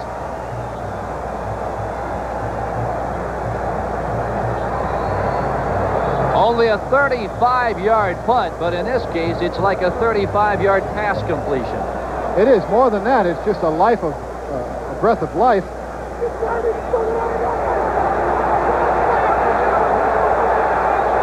Raymond Claiborne not very happy about that at all.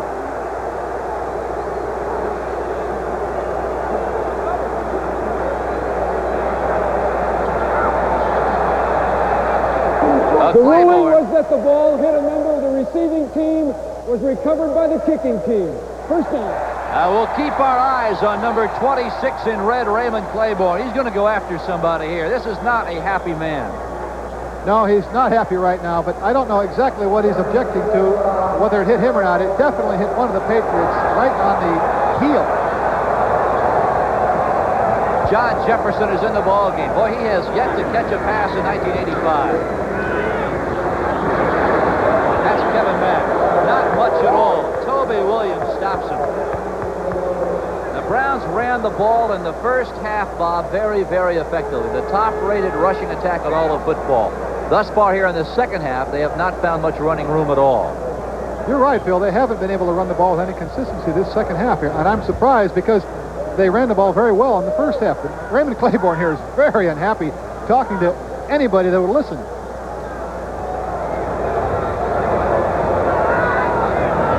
.24 to play on the ball game. Kosar, what a spiral. And oh, what a catch by Brian Brennan. A flag is down. There was a flag back at the 44-yard line. Fred Marion chases Brennan out after a sensational grab. Penalties on the Patriots. Holding number 58, defense, penalty declined. First down. Holding call on Pete Brock. Now that can't be. Can't be 58. Has to be 56. Andre Tippett. Defender gambled on that play and lost. Fortunate that Brian Brennan didn't go all the way for a touchdown.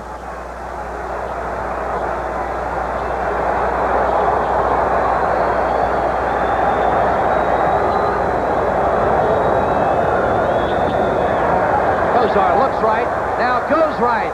Looking for Brennan, and it is overthrown in the corner of the end zone. Good coverage by Ronnie Lippett. The Browns are continuing to work on number 42, Ronnie Lippett. That man right there, 8 of 13 now for 94 yards. The Patriots putting good pressure on Kosar. See Tippett coming through there, getting to Kosar after he's thrown the ball. Good defense there. Brian Brennan, in his first action since coming off the disabled list with a dislocated shoulder, 6 catches for 93 yards, and he has thrown a touchdown. Kosar. Oh, what a catch by Ozzie. The Wizard. The Wizard. I don't know how you make a catch like this. It's sandwiched in between 2 linebackers. I don't know, first of all, why he threw it, and secondly, how it was caught. Little play action. Kind of a little bit of confusion there. Throwing into traffic right behind Johnny Rembert. That's why they call him the Wizard, Phil. First and goal, the ball right on the 10-yard chunk. San Francisco out in front of Atlanta now 17-10. Chicago has come back. They now lead Tampa Bay 13-12 in the 4th period. And Green Bay dancing a number all over the Detroit Lions. Here in Cleveland, 12:20 to play. Browns down by 3. That is Kevin Mack to the 5-yard line. Touchdown, Browns.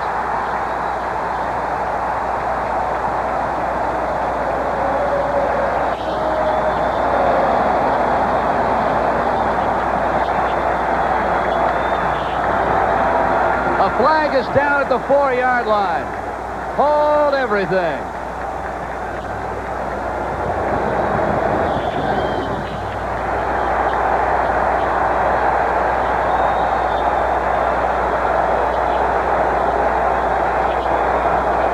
Oh, you've got 3 Patriots really jawing at an official. McGrew, Tippett, Claiborne, they're all screaming.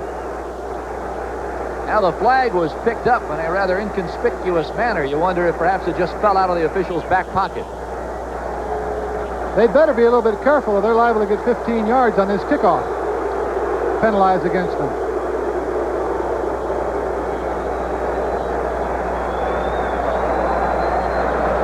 For Kevin Mack, his 2nd touchdown of the afternoon, his 5th of the year. Far through the uprights. And with 12 minutes and 12 seconds to play, it's the Browns 24, the Patriots 20. Matt Barr, a short kick. It is taken at the 12-yard line, advanced to the 17-yard line by Cedric Jones, and the Browns down him there. Phil, I don't think I've ever seen a game with so many short, high kickoffs. It's like the shortstop should go back and catch these. A replay at the touchdown here. Just a simple football play. Power off your left tackle. Fine blocking by George Lealja and Paul Fannin down in the tough zone near the Patriot end zone. That is what the Browns have been doing best all year long.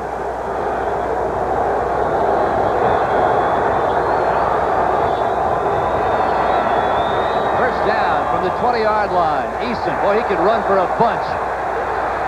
I think he's going to. The problem with it is, though, Bobby is waiting much too long to commit to that run. You're right, Phil. He should have had a lot more definition there. There was open pasture in front of him. And Coach Berry was telling us last night he would like to see Tony Eason revert to his 1984 form and be more aggressive running the ball. There's a time and place for it, and he is not capitalizing on it.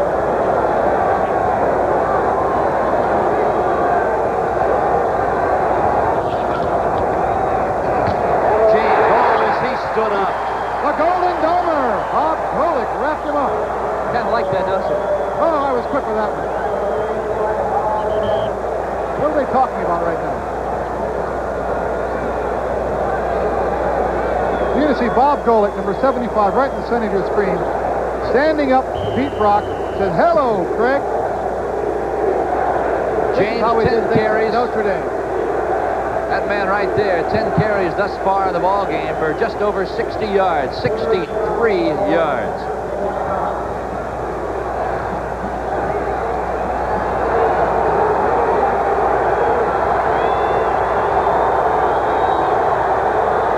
Third down and a yard. And that is the Golden Domer out of Notre Dame, Bob Golick, who jumps. Surely he must have been tricked. False start, number 11, Athens. I told you, he was tricked.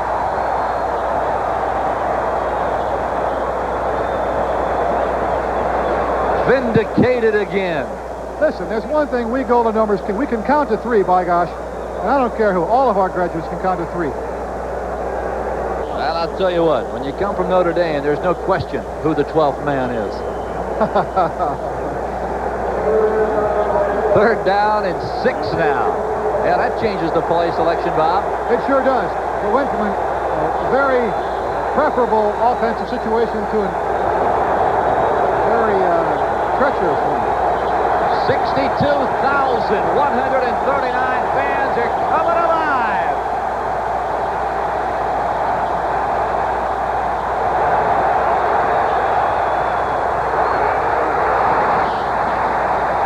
Al Gross.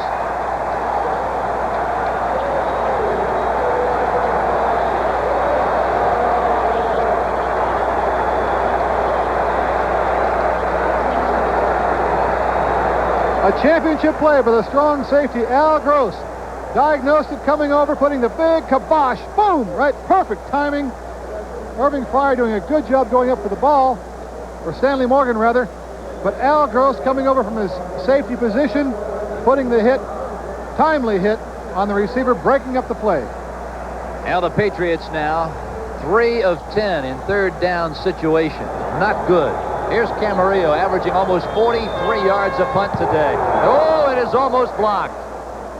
He gets off a beauty. That's Clarence Weathers. Moves it across the 36 out near the 37-yard line before Brian Ingram, the reserve linebacker, brings him down. A 52-yard punt for Rich Camarillo. Patriot fans, take note. Look what's happening in the Orange Bowl. The Steelers over Miami 20-17 midway through the fourth period. That's Brennan in motion. Kosar, the give to Mack. Running room, still on his feet. Spins to the 43-yard line. Kevin Mack running in heavy traffic. What an effort by the young rookie. The Cleveland coaches are very excited about this young man. Coach Marty Schottenheimer says we've got to get the ball more to Kevin Mack, whether it's by the run or the pass. Paul Farron pulling from his left tackle spot there all the way to the right side, throwing a good block. Mack continuing breaking one tackle there, keeps the legs driving, spinning. He's playing good, excited football. 18 for 96 yards. Kevin Mack threatening to go over the century mark here again. Quite a rookie, Phil. First down, 43. Kosar now unloads, and it is intercepted. Fred Marion, his second pickoff of 1985, and oh, what a spot it comes in. The pass intended for Brian Brennan. Bernie misread that coverage. He puts the ball ahead. No, I should not have thrown this ball. Freddie's just sitting there. Once again, Freddie, his former teammate with the Hurricanes, is happy to have received that pass from his old teammate. But I don't know really why. Bernie apparently just did not see Freddie Marion sitting there. Big turnover. Kosar, there's his numbers. Not bad at all for his first outing. First and 10, Patriots. Eason unloads. It is caught.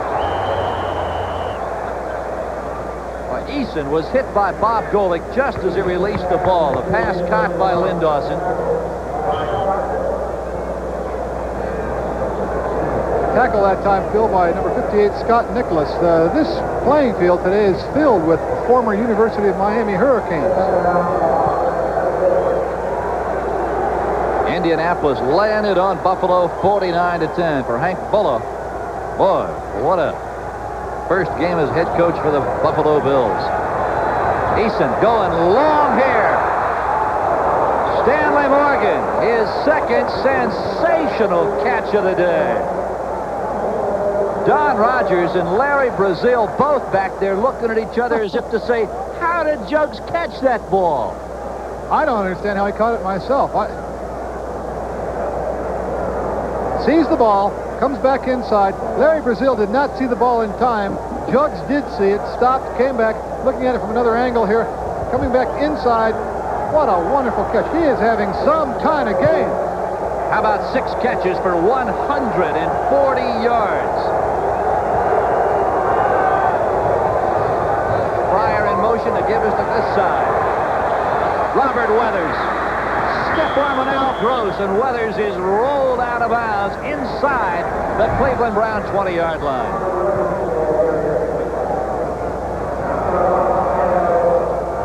Stanley Morgan with 104 yards today.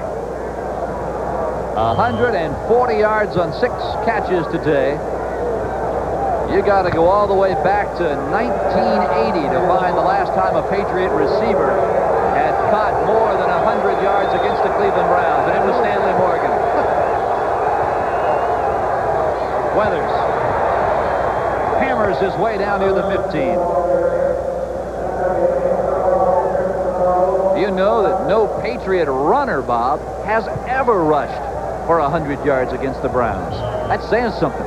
Well, it is, and I don't think we're about to see a 100-yard runner today either. There's Steve Grogan. He is signaling in the signs, and he is not questioning Tony Eason's dental work. 7 minutes and 1 second to play. Oh, what a finish we have here in Cleveland. The Browns 24, the Patriots 20. The fans are barking and booing. Mosey to Tupu. Down near the 11-yard line.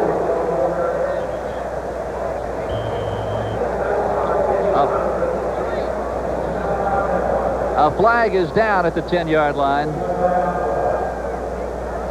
And there's no question who the short yardage man is for the Patriots. Tupu. What a short yardage name. Well, he is to the Patriots, Bob, what John Riggins is to the Skins. We have a 5-yard face mask foul on number 51 defense. It's still first down. Oh, my. Move it 5 yards closer. It'll be first down now and 5 from the 6-yard line. Eddie Johnson on the violation. Chicago leading It's Tampa Bay first now and 20 to 12. one. The foul is Peyton not an automatic first down. from 4 yards out broke open a 13 to 12 ball game. They're midway through the fourth quarter at Tampa Bay. And Philadelphia trailing the Saints 23-14. Tough yardage down here, Phil.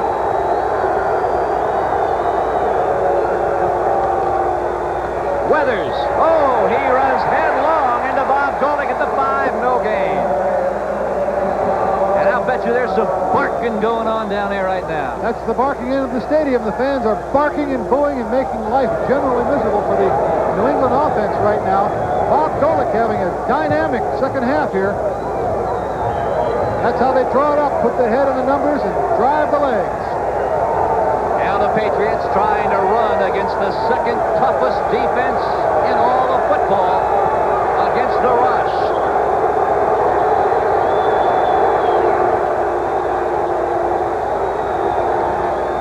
Weathers, left side. Oh my! Don Rogers, the enforcer. Clay Matthews also beating Derek Ramsey, the tight end. Chalk that one up to the Dogs. They are dominating the line of scrimmage down here near their end zone. Don Rogers coming from his free safety spot puts a big hit on it, but the real play was made by Clay Matthews, who defeated the attempted block by tight end Derek Ramsey. Second down and goal from the 4-yard line. Second and goal. They might put the ball in the air here, Phil.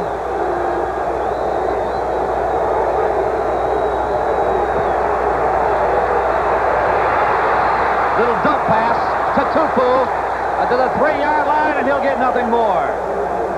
Boy, Eason did a remarkable job unloading. He sure did. That was like the old two-handed basketball chest pass. Golick and Clay Matthews right in his face. Clay Matthews coming in from this left side here. He's got him by the ankles, the old basketball pass. Once again, number 20, Don Rogers. Second charge timeout, New England.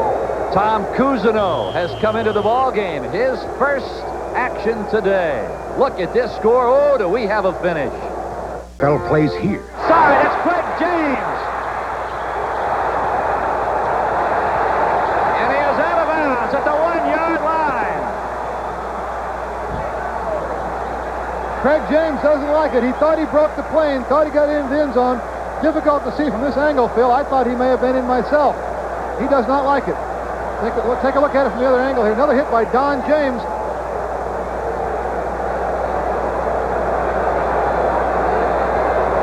Impossible for us to tell here. I'll tell you what he was doing. He was carrying the ball on the right side of his body. If he'd been able to carry the ball on the left side, the inside shoulder, that ball may have crossed the plane. The side judge, Merrill Douglas, is the one who indicated no touchdown. Oh, what a finish. 4th down and about a foot to go. Out of bounds. That's an excellent call. Excellent call. Watch for number 30.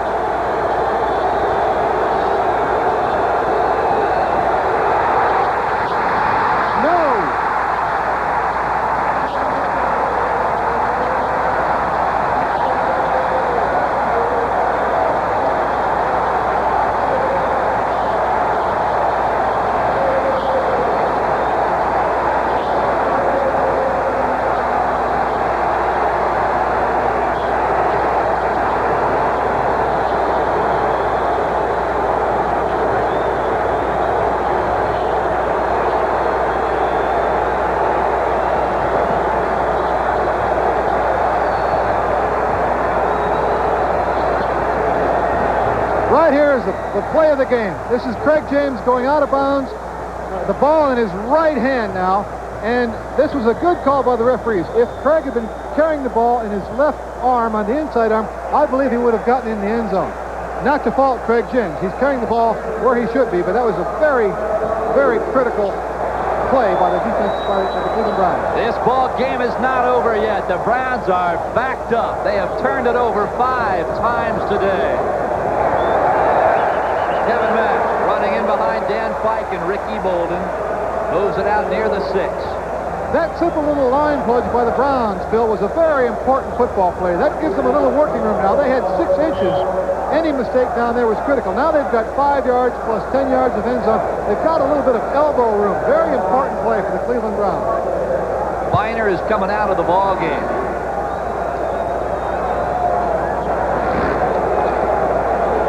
Brian Brennan, Ozzie Newsome, and Harry Holt, the double tight end formation. Out of the I formation on 2nd down and 6. That's Mack again. This time not much. He'll be short of the first down. Steve Nelson and Larry McGrew, the inside linebackers, on the tackle. Also, big Kenneth Sims, number 77, slanted in on a slant charge from the defensive left end position and makes the play from behind. Kenneth Sims grabbing the ball carrier by the ankles and bringing him down. Good play by Ken Sims. For Kevin Mack, the rookie out of Clemson. 19 carries for 100 yards. Second consecutive week, Bob Kuchenberg, that the rookie has gone over the 100-yard mark. They've got a pair of winners there in Biner and Mack.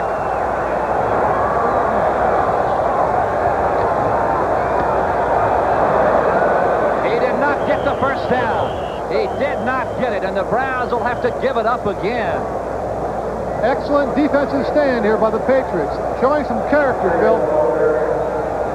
Now keep in mind, with the clock ticking down at 2:49, and it continues to run, the Browns have 3 timeouts. The Patriots have but 1. Very important defensive stand. Had the Browns gotten that first down, the ball game would have been over. But as it is now, the Patriots will get the ball back around midfield or perhaps even in Cleveland Brown territory. Pryor at the midfield stripe. Gossett 1 punt today, and it was not a good one. Patriots sending everybody. End over end, not a good kick. Pryor at the 42-yard line could have a return. To the 29, and he's down there. No flags on the return. A 34-yard punt. We've got a barn burner, Phil. 16-yard return by that man. He had an 85-yarder for a touchdown 2 weeks ago against the Bills. We're right back where we were about a minute and a half ago. 2 minutes and 7 seconds left. Plenty of time for the Patriots. Time is not really a factor here. We're going to see what Mr. Eason and Mr. Berry were talking about on the sideline here. Derek Ramsey is gone out to the far sideline, the tight end. Now there are 3 wide outs for the Patriots. No secret here what they want to do. Pryor and Morgan to the near side. Eason looking at Cedric Jones. Now throws over the middle, I believe. It is Tony Collins, and it is. At the 21-yard line, Scott Nicholas covers it. We have reached the 2-minute warning. The clock stops. It's the Cleveland Browns leading the Patriots 24-20. Oh, do we have a shootout from Cleveland Stadium. Raymond Berry, Marty Schottenheimer on your right. There are the damages. Cleveland 24, the Patriots 20. The 2-minute warning, and Tony Eason is on. Bob Kuchenberg, you have been involved in an awful lot of these type of ball games.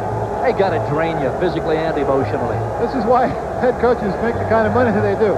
I don't think there's enough money in the world to compensate for the stress they're going through right now. Phil, number 96 in the Browns, Reggie Camp, was just taken out of the ball game with a leg injury. That could be a very important development because he is their leading sacker. Dave Pozzoli, third-year nose tackle, is slid in now to the left defensive end position, so it'll be Pozzoli, Golick, and Carl Hairston. The Browns have committed 5 turnovers today. The Patriots 3. Eason, 20 of 36. He is over 300 yards. 2nd down and 3. Little play action. Eason looking right. Got Collins wide open on the left side. This time he throws it out of bounds and again wide. Eason could have run it for 7 or 8 yards. Right now, let's go to Bob Costas for this update. Bobby? Phil, in Miami, they've got the same score as you have in Cleveland. The Dolphins, with 47 seconds to play, get this 2-yard touchdown run from Lorenzo Hampton, the rookie, to go in front of Pittsburgh 24-20. They then intercept the desperation Steeler pass and appear to have it wrapped up with 10 seconds left. Bob, you know what's interesting about that score you just gave us is the man sitting to my right, Bob Kuchenberg, made a living on those kind of plays. A minute 53 seconds to play here. The crowd exhorting the defense on. Eason cannot get it out to Collins, and Fine coverage by Clay Matthews. Phil, what I don't like is the play before this. Tony Eason had wide open real estate in front of him. Here you see Clay Matthews trailing the receiver, obstructing his vision just enough to make it a very difficult catch, and he couldn't get it done. But the play before this, Tony Eason had third down and a second down and 3 yards to go. He had at least 10 yards of open field in front of him. He should have run the ball. this crowd is coming alive on 4th down and 3 with a minute 49 to play. Just all the marbles.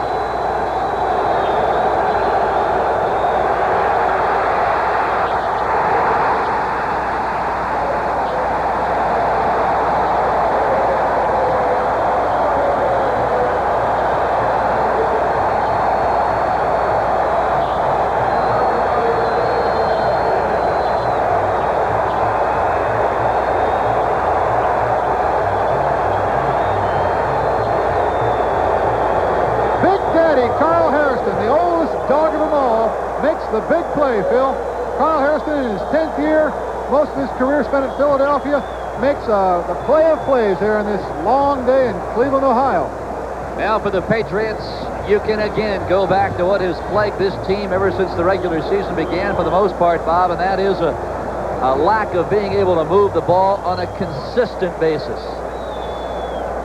I really don't understand, Phil, why Tony Eason on that second down play didn't run the ball. He had at least 10 yards. He might have even gotten into the end zone because he had some red jerseys in front of him. A minute 43 seconds to play. One timeout is all that the Patriots have. Kosar gives it to Kevin Mack. He is on his feet at the 35-yard line.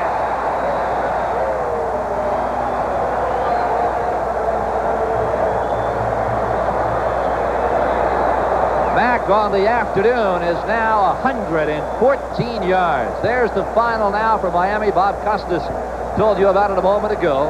The Dolphins, in a come-from-behind effort, knock off the Steelers 24-20. Well, Phil, that's bad news for the Patriots, and it's very good news for the Cleveland Browns.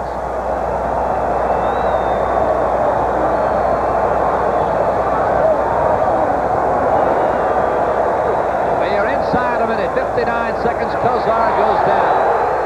And look out. Andre Tippett came blitzing through and put the shoulder to Bernie Kosar as he was genuflecting, touching down. I think it was a legal play on Andre Tippett's part, but very unnecessary. Yeah, you saw Kosar and Ronnie Lippett sort of smiling at one another. Of course, Lippett and Kosar playing together at Miami.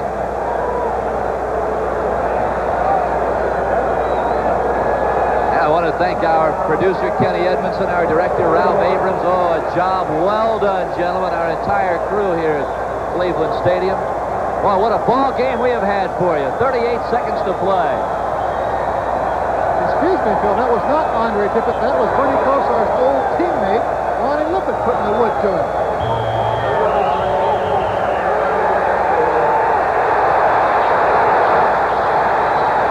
Viner and Fred Marion. Ernest Viner and Freddie Marion. Phil, that's frustration. It's frustration coming out on the part of the Patriots. They've had a very discouraging beginning this year. And once again, they've let a ball game get away that they could have won, and perhaps even should have won here in the closing minutes. And that is a very frustrated group of New England Patriots on that football field right now. Third charge timeout, New England. Now Viner and Raymond Claiborne are John right there in the center of your screen. Number 44 in white and 26 in red. Clock stopped with 26 seconds to play.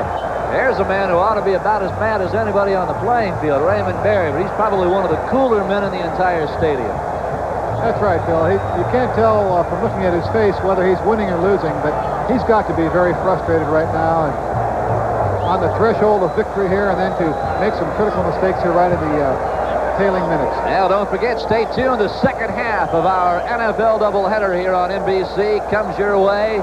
Kansas City and the Raiders, most of you will see. San Diego is at the Kingdome. The Jets travel to Riverfront, and Houston meets the Denver Broncos at Mile High. All coming up next here on NBC.